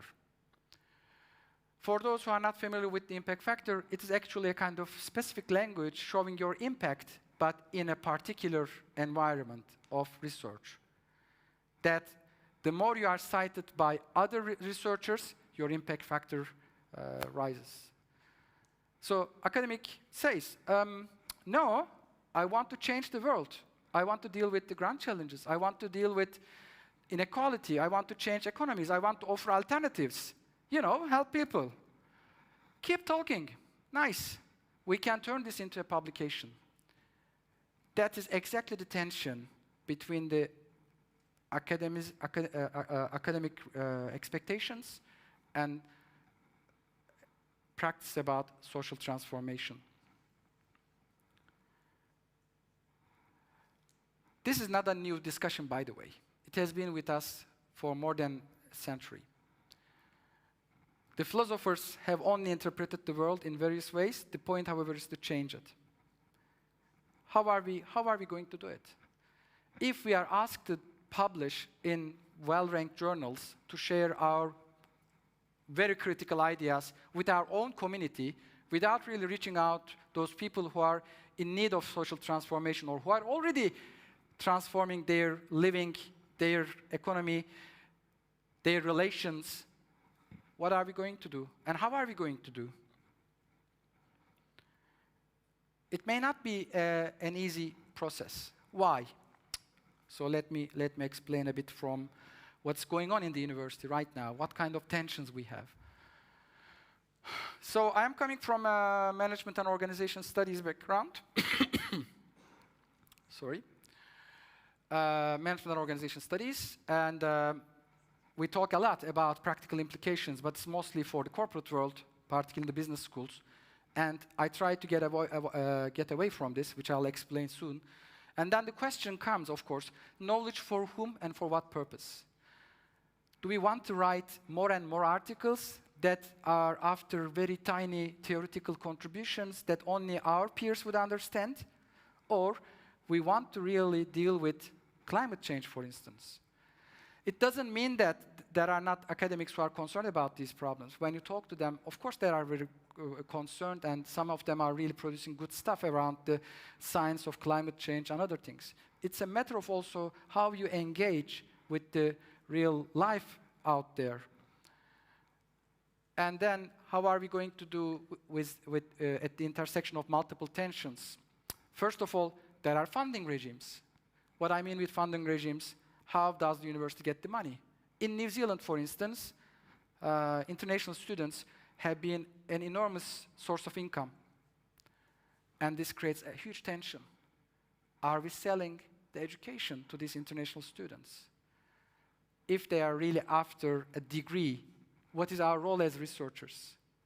Of course, there's a background here, how education became a commodity, how we became a kind of service providers instead of lecturers. And university, as the place for kind of universal knowledge, has turned into a kind of market environment where you compete with other universities in order to get the students, because it boils down to the funding regimes.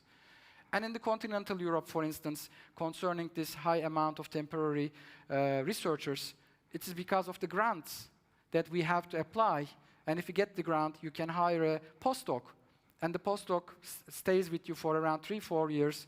If there are availabilities, then maybe he or she can get the position, or otherwise, he or she needs to find another place to work for. And then this goes on and goes on and goes on until there might be an availability for a permanent position, which is very competitive as well. So that's another impact of funding regime. Different countries, different funding regimes, but this has direct impact on how we also do research. In the UK, there is Research Excellence Framework. In New Zealand, there is public, how was it called? Briefly, it's called PBRF, but simply the university gets the money based on the publications you do as an academic in the top-ranked journals. So the state says, okay, you are doing great. Get this money and keep producing research. So this creates a kind of tension. Are we going to publish with rigor, with core theory, with some theoretical contributions, or are we going to question our relevance to the real world because there are some problems going on there? Are we going to write theoretical contributions? Or how are we going to bridge this? Or how are we going to create impact? Impact on students, impact on local environment, impact on communities, impact on the university. How you can valorize impact. That's the hip right now, that how you show your impact. And then, of course, this leads to a kind of schizophrenic academic. What am I? Am I a service provider?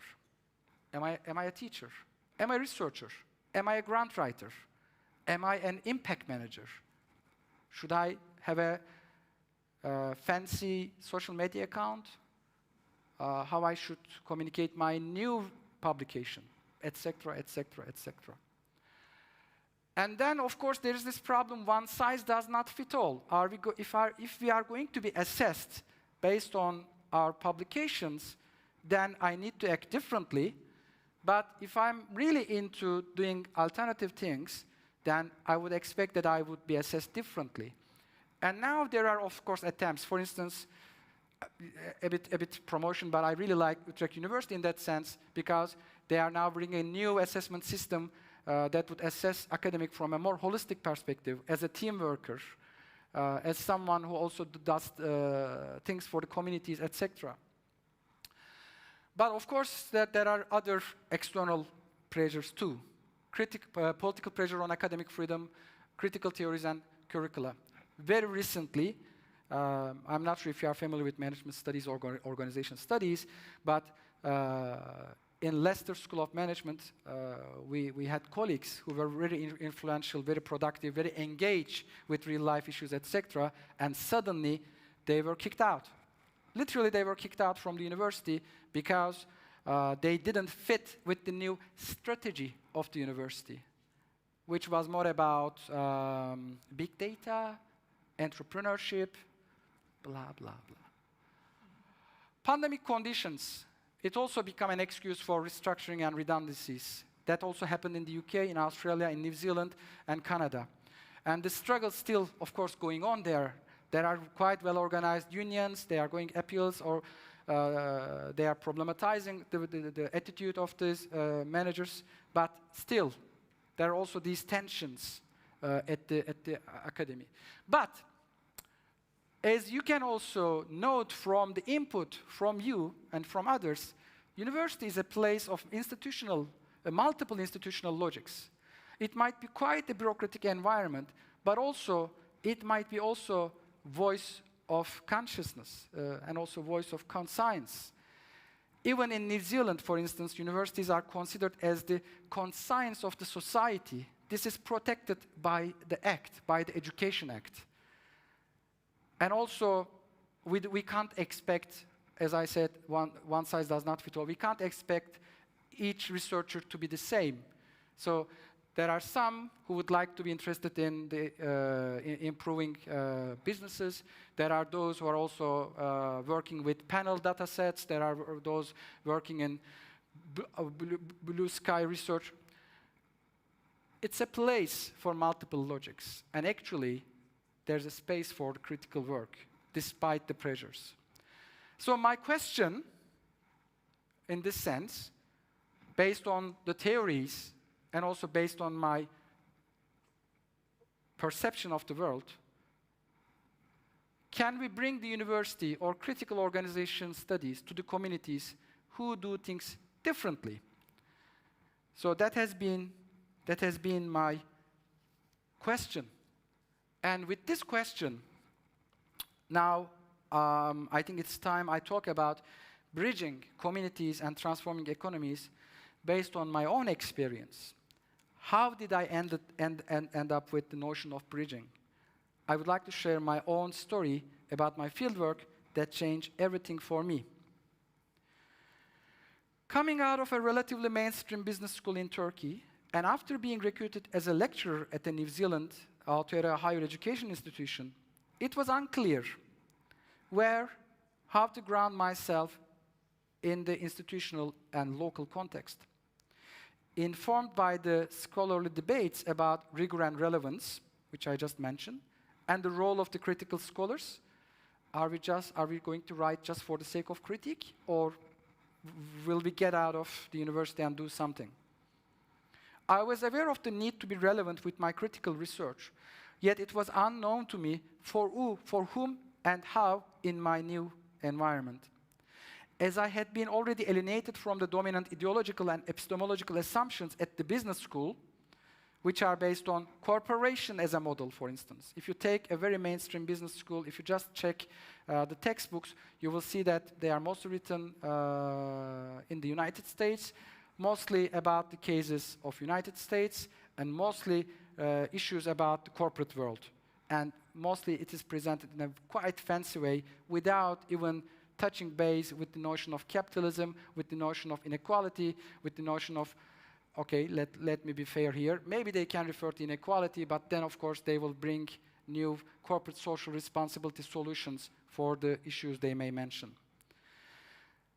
Competitive individualistic research practices, and also critique for the sake of critique. That is what alienated me. In response, my research was heading towards analyzing the value of alternative perspectives and alternative organizations for social change. Thanks to one of my colleagues, I became aware of the free food store and began my fieldwork as a participant observant and volunteer for the organization. At that time, I had this kind of ambition, but I wasn't sure what I will encounter with, or what would be my role in this kind of environment. As a non-profit organization, giving food free with no monetary exchange, literally no monetary exchange, you just get in there, you pick the food, and you get out. The only thing is that you need to give the number of the food item at the counter before you leave. And prioritizing the community well-being, because they argue that there are people in need and they collect the surplus food from different retailers, different organizations, bring it into the store, and they just give it freely. They all highly resonated with me and my research ideals. The context was also interesting too, knowing that Aotearoa, New Zealand is a kind of food country. And despite its being a food country, there was a very significant problem of food poverty, children poverty, and also it reminds me the kind of tension, scarcity among abundance, which was to some extent related to the previous talk. Sorry. My engagement with the free food store introduced me to post-capitalism. What's it? It's actually practices that already argue they are beyond capitalist practices. They are problematizing the dominant assumptions, dominant practices. And grassroots organizations, which I already mentioned, and completely changed my trajectory as a critical organizations scholar. I have found much meaning in working with community organizations as natural allies to practice and imagine alternative non-capitalist value relations. Working with the free food store helped me take my intellectual freedom back, because I got out of this pressure in a neoliberal higher education environment, imposing a particular way of doing scholarship. It brought me much closer to the social issues, their effect on the community, and communities' solutions, which have impact in the local context. Since then, inspired by Gibson Graham's academic activist interventions that challenged the hegemony of capitalist practices, I have built my research on the premise of engaging with the communities that practice bottom-up, daily, non-capitalist organizational solutions. It's a place where these practices already take place because of the way they organize, because of the way they treat the work there. Even it's not a work to some extent.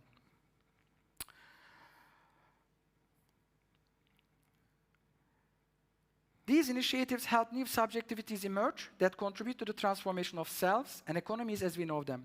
Although these solutions may be seemingly limited to transform the huge structural power relations, they fulfill the needs of the communities, which also talk to the cause of democratizing work, democratizing community, democratizing also economy.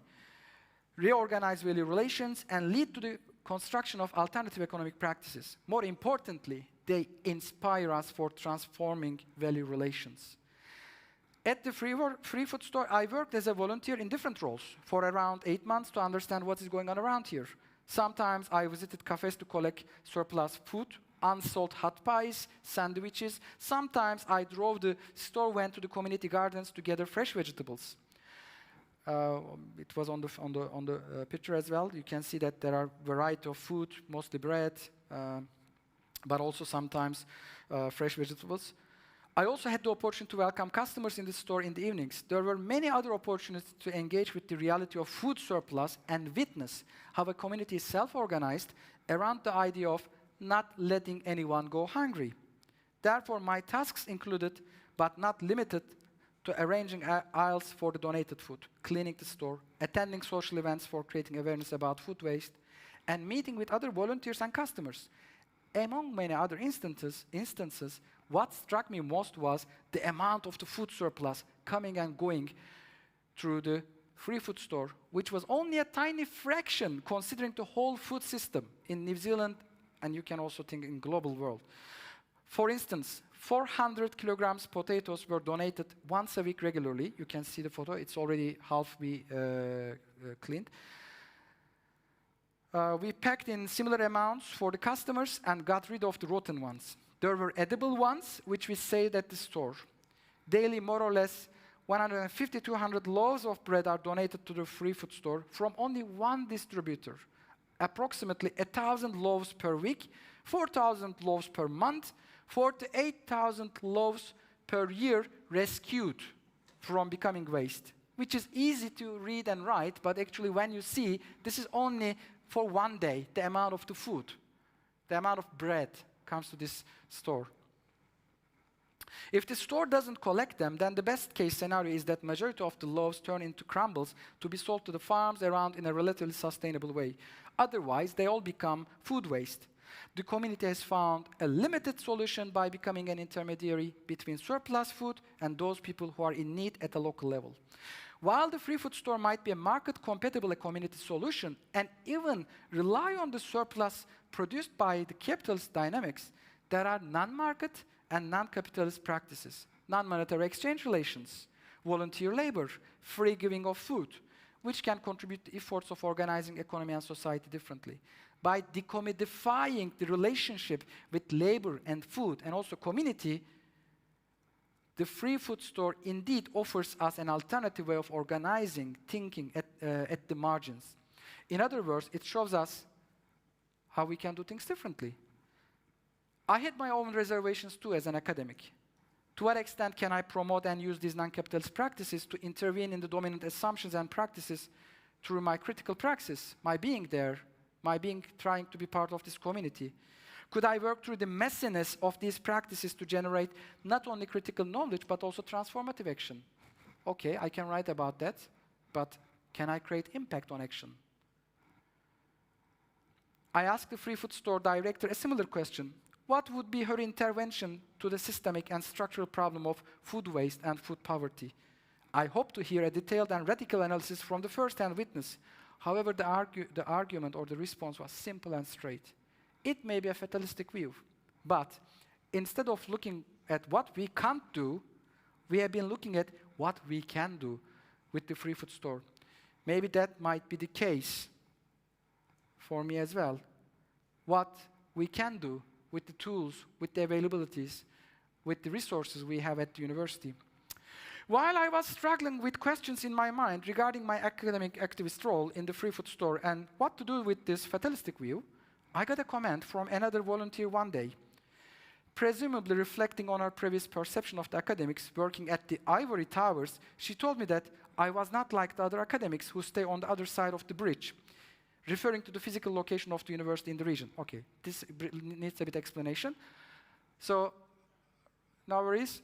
So, this is actually the place where we used to work at the university. It's a nice, small, cozy campus. And each time, in order to reach to the campus, this is the city, you need to go through this bridge. And my fieldwork is here at the center, at the city center. And that really struck me. I was not like the other academics who stay on the other side of the bridge and do their jobs as academics.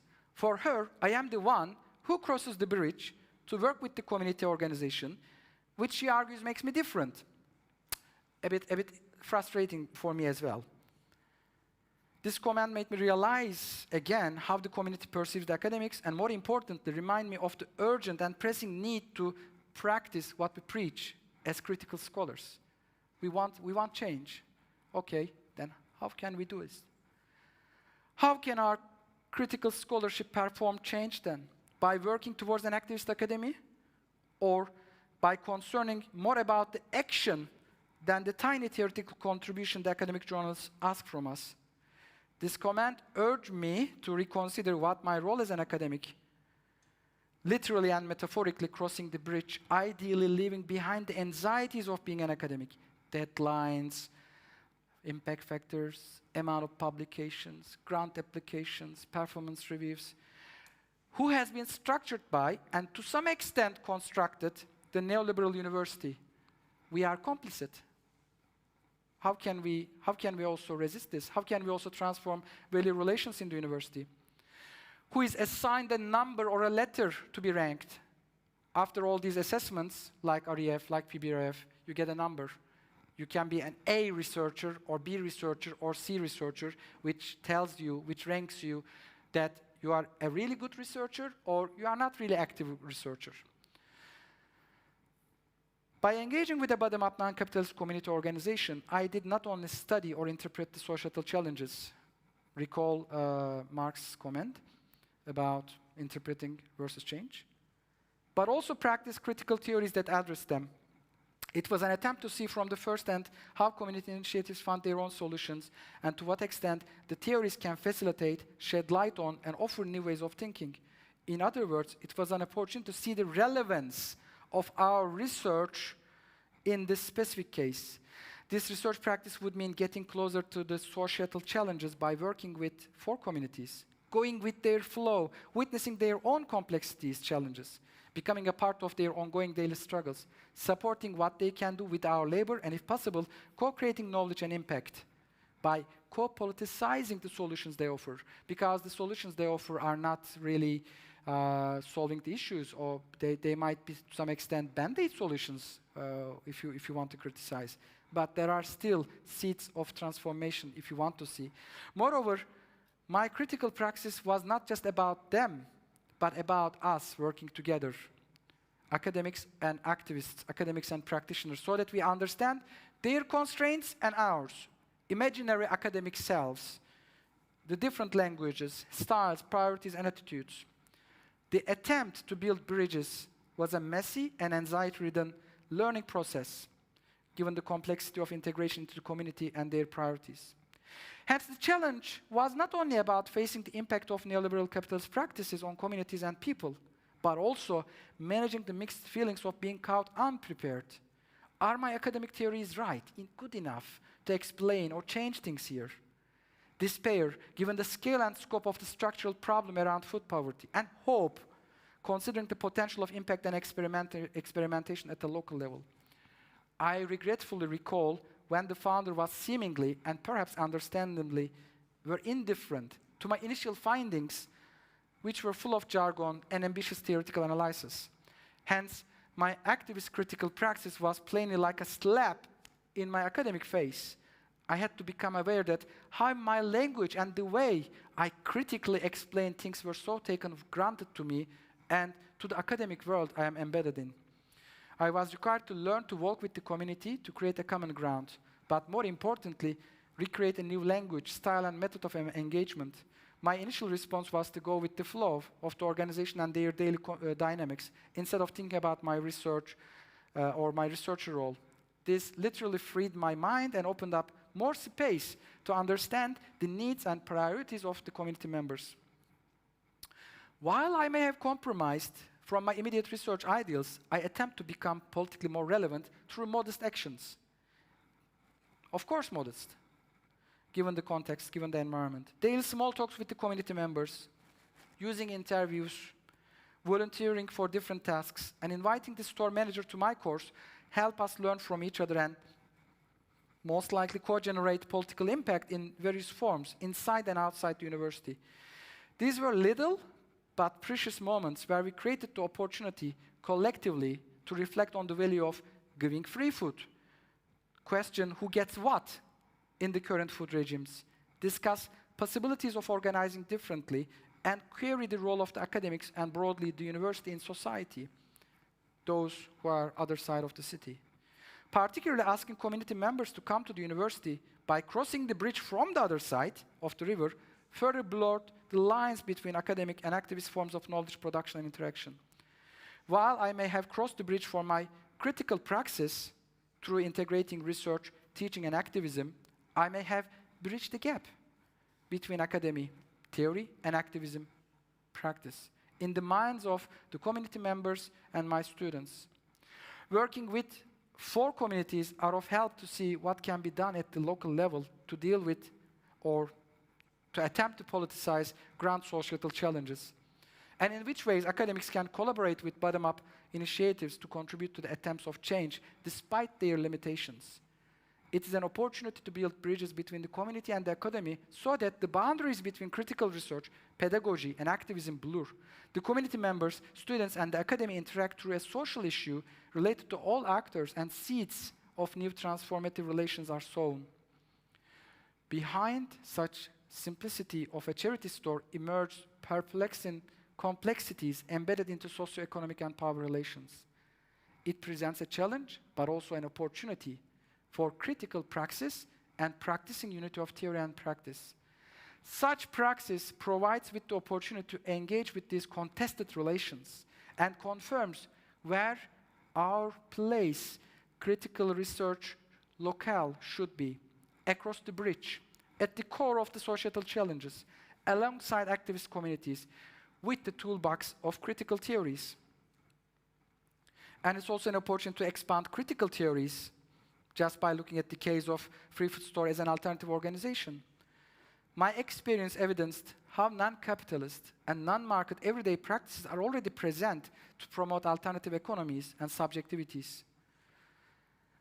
Through these practices, which are intertwined into the complex web of diverse economic logics operating alongside capitalist practices, I was able to draw attention to the dominant economic assumptions and ways of organizing, which also give us a kind of comparison basis, top-down versus bottom-up, with a growth motive versus with a care motive, consumerism versus basic needs, lack of fair distribution, but also noting that actually there are abundance of food.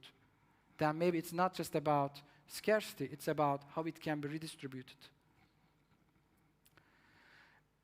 It was also, of course, an experiment to see how it is taking place in real life. Additionally, leaving my office and isolated neoliberal loneliness, taking action beyond the writing form, opened up much more space for interaction and engagement. Uncommon encounters, which I really like the term, coming from Paul Chatterton, a colleague in geography, emerged inevitably, in which I had to rethink, react, research, and live differently alongside the community members. Simply academic crossing the bridge, witnessing how our current economic system produces surplus food, enormous amount of surplus food, and let some people live in poverty despite this abundance. The free food store held a mirror up to me to make sense of my role and my limits as an academic, yet also triggered my imagination for doing things differently. I should acknowledge that my contribution to them might be limited. They are already working there. I just tried to become a cog along them.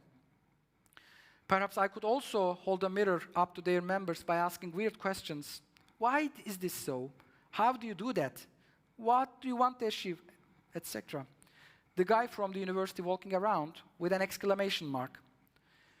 In any case, going back to the beginning of my story, this experience opened up a whole new path for me to make sense of my role as an academic activist, which I frame as bridging and practice now in my role at Utrecht University. So what I mean with this, if the slide can, yeah. So it's an attempt to bring academy and activism for knowledge, but also praxis generation. So it can mutually benefit from each other. Opportunities to learn from each other despite the limitations. If possible, working towards a common vision and also perhaps a way of mobilization or building a mobilization together, which I will refer after this slide with my current research, Anders Utrecht. And actually, this is the logo of Anders Utrecht. As you can see, that building bridges all over the place, Utrecht City organizations. Sustainability transformation might be the common vision, or expansion of non-capitalist practices. Think about scaling up. Or transforming institutions, which we are currently working with my colleagues. Hopefully we will get a grant to study how grassroots organizations can transform institutions. And it is not that grassroots organizations will be the objects of the study, but actually they will be the main actors of the research who are really into the field, who are really dealing with the challenges, which might be about poverty, which might be about food surplus, etc. And I guess this is really important to me. Practice what I preach. If I talk about social transformation, I need to be with them, and I need to collaborate with them, and I need to find a way to communicate university to them and also them to the university. And of course, contribute to the social change efforts all together. So also within the academy, it's not just bridging the academy with the community, it's also bridging domains within the academy. And this is what I call more alternative and holistic scholarship, where your research, your teaching, your service roles all align with. How? I study alternative value relations, that's my research. I also try to collaborate with grassroots organizations as cases, but I also teach them. That's not, I would say that's a privilege. Sometimes you do not have this privilege, but if I have a course, I always talk about alternative economic practices, diversity of economies, care, about the importance of care, and how capitalocene is actually the thing that we need to focus on when it comes to climate change. So there's already an alignment here. But also with our service roles, which might be a kind of committee role in the university, but also you can also be part of alternative publishing environments. For instance, I'm involved in Ephemera, a critical journal of organization studies, and it's a collective. They do not have a kind of hierarchy. The decisions are made by collective. It's open access. No one is paid for this. And I'm so proud of this service role because I practice what I preach. And it's also, again, a kind of bridging between the domains. And there are some other things that I do as an academic in the university as well. But the point is how I can bridge these domains and how this can be a performance, a kind of performativity for change, for transformation. And to be more specific, how this can serve for transforming value relations. I think, first of all, we need to work with and for communities. That's our critical praxis. It doesn't only change the value relations or priorities in an university, it also gives a kind of new role for the academic. That is crossing the bridge, becoming the bridge, building the bridge by working with and for communities. But also archiving. Research comes to the scene here. There's a long quote from my lovely colleagues which I really admire. It's inspired by Derridean idea of archiving. It's a matter of archiving the good cases. It's a matter of showing that these things work. It's a matter of putting an evidence out there. Some may take it, some may not take it, but it's there. And you can show alternatives work. And so that you can do lots of things. What I did, for instance, with Anders Utrecht, first of all, we map what's happening in Utrecht, in the city. What kind of grassroots organizations there are. It's a quite different varieties of organizations. Some of them are problematizing food surplus. One of them is problematizing surplus food. The other one is organizing like a collective with the premise of local sustainability, buying food from local suppliers, local farmers, and bringing it into a kind of central place where the consumers can take. So a kind of different set of relation between the consumers and the buyers, that there are no intermediaries, just the collective, just the cooperative. There is also another organization who is operating as a day shelter for undocumented refugees. There is also our strategic partner, Casco Art Institute. They are acting on the premise of commons framework. They open up their spaces, like actually, I guess, very similar to what PACT does, to artists, activists, so that they can come and use the space, etc., etc. So there are different groups of organizations, and from our framing, they are already cases of sustainability transformation from below. They are already practicing alternatives, and they are not thinking in terms of the market. They are not thinking in terms of the capitalist logic. They are doing things differently. We map them. It's available also on andersutrecht.nl. You can check if you want. But also, we podcast with them. And we did this by getting a very small seed fund by the university. So that's actually where also we can rely on the resources of the university. By using the resources, we bought equipment, and we did a podcast, 7 episodes. And each episode included 2 organizations. And the topics were, for instance, social inclusion, based on democratic discussion in the Utrecht city, but also this refugee environment. Sorry, I'll grab some water.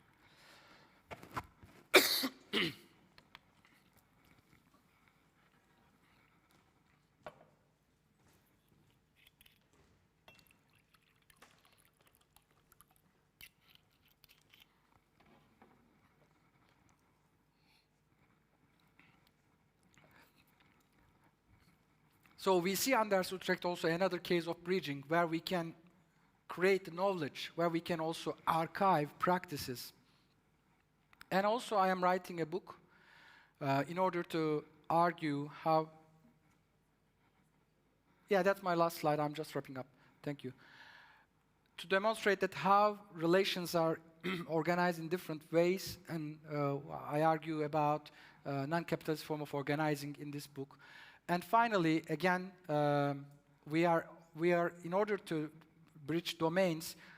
Just recently, a new master's program in our department was launched, called Organizing Social Impact, and it is all about having students to spend some time in the field, but also use critical theories to reflect on the challenges in the field, and also bring them in the class, and also getting some skills for doing research, activist research in the field.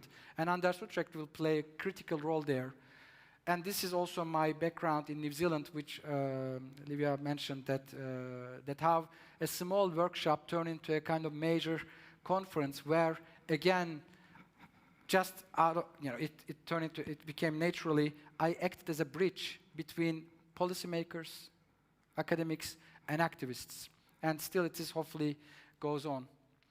And I guess that's it from my talk, that bridging in as an activist academic performance. And also, I invite you all, if you want to join me, to build the Activist Academy. Thank you.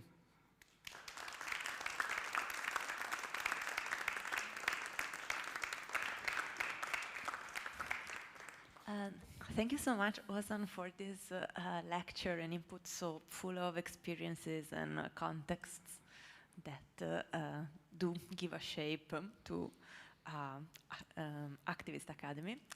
And I now open the floor for questions. I already see one up there.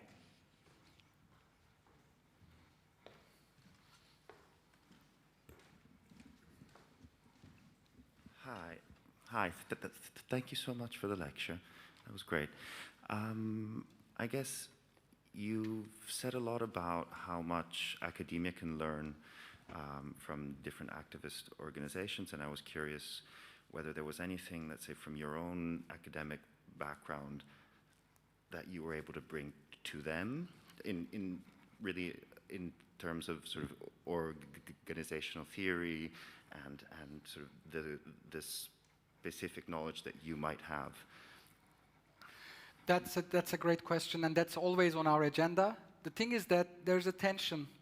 We know things mostly coming from theory, and we do not want to come into their sphere and say, look, we are the experts, we know about this stuff, because we are studying that. Actually, they also have a quite common and legitimate ground that, yeah, okay, you may know about theories, but I'm living it, I'm practicing it.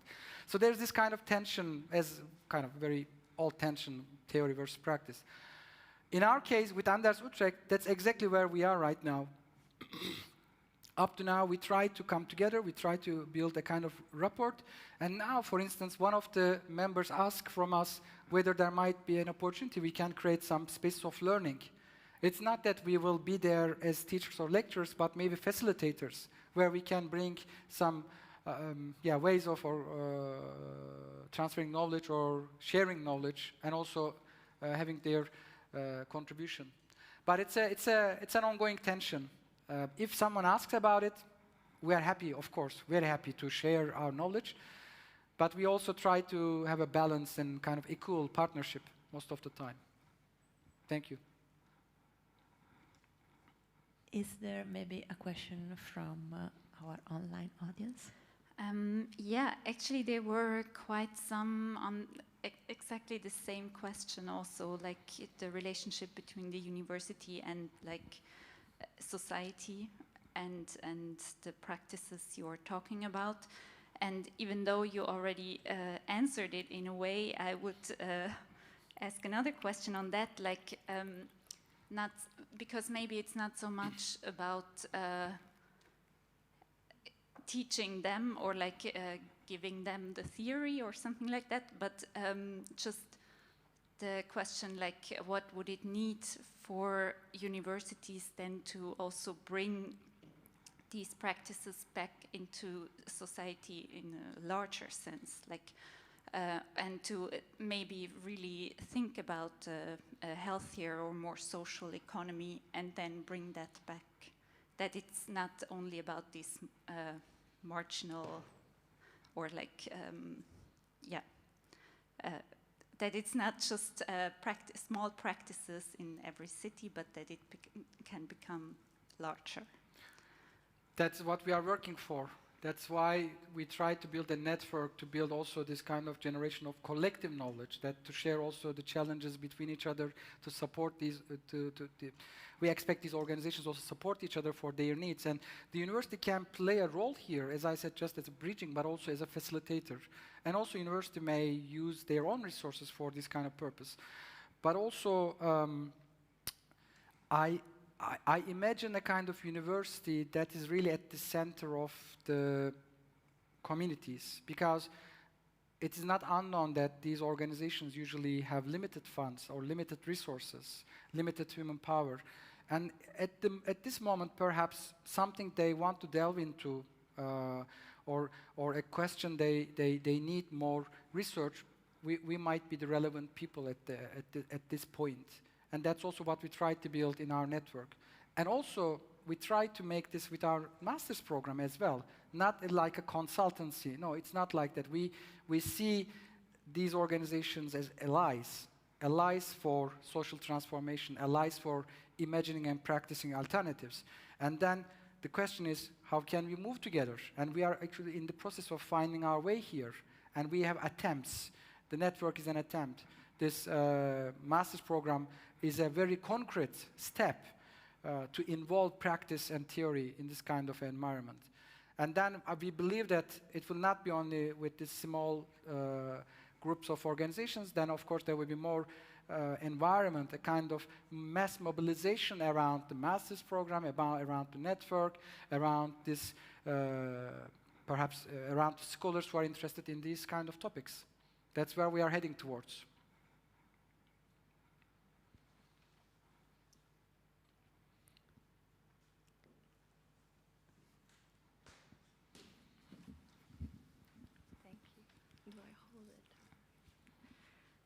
Hello. Thanks for your talk. I suppose my question is quite broad, so I apologize in advance. But I'm just wondering, how can it be consolidated, this divide between an academic world and let's say, communal or grassroots world, and actually in bridging, how do you consolidate the sort of gatekeeping practices of the academy, and yeah, how do you consolidate this identity and this gatekeeping, and how can bridging actually be a way to isolate communities further? Yeah, very good question. Indeed, it's broad, and it has always been a kind of concern, because university is a kind of elitist, to some extent, elitist place, of course, and I mean, looking at New Zealand context, also Turkish context, the Netherlands context, you can see that not everyone can easily access the higher education, and university becomes a place for a particular group of society. And it's quite a structural thing. So then perhaps our role might be to also break down as much as we can, open up our courses for other audiences, or involving these organizations in our teachings, or like also as colleagues in a way. But I'm not sure whether we can really break down the wall, or whether we can be like gatekeepers. I would more consider myself like, you know, opening the doors widely as much as possible with the resources available to us, where we can also work together or collaborate together. And I guess it's a process. It's not. I'm not sure whether there's a recipe, and if someone knows about the recipe, I'm happy to hear about it. But I believe that it's a process based on the context, based on the needs, and then you work through the needs of these organizations, of your needs, and you try to build a common ground, or at least you try to come to common ground with these organizations. And that's the way, I guess, where this consolidation, to some extent, not fully, can happen. Yeah, please. So just to answer to that, then a second question would be, is the things you learn from the practices in these communities something that you take back to the academy and allows you to change something in there? Or actually, how is the role reversed? How can activist grassroots organization influence the way the academy is organized? Yeah, that's also a great comment. I can talk based on my own experience. So they teach us. That's primarily the thing. We learn from them, and not we only learn, our students learn from them. But when it comes to the organization of university, it's huge. So what can be done? There can be built some close collaborations where they can be involved in for some strategy, for instance, development, for some policy making, so that the voices of these different groups can be brought into the university context. To some extent, we also try to do that. When any policy comes or when a new suggestion comes, I mean, critical scholars usually problematize whether it's inclusive enough, whether it is open to different groups enough. So that, I would say there are attempts, but still it is work in progress. Very good questions and very good comments. Thank you.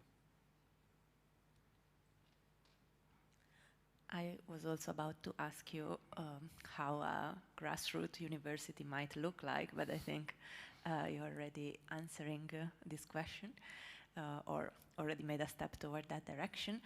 And I have time, or we have time for another question, if there is one, either from the live audience or the online one.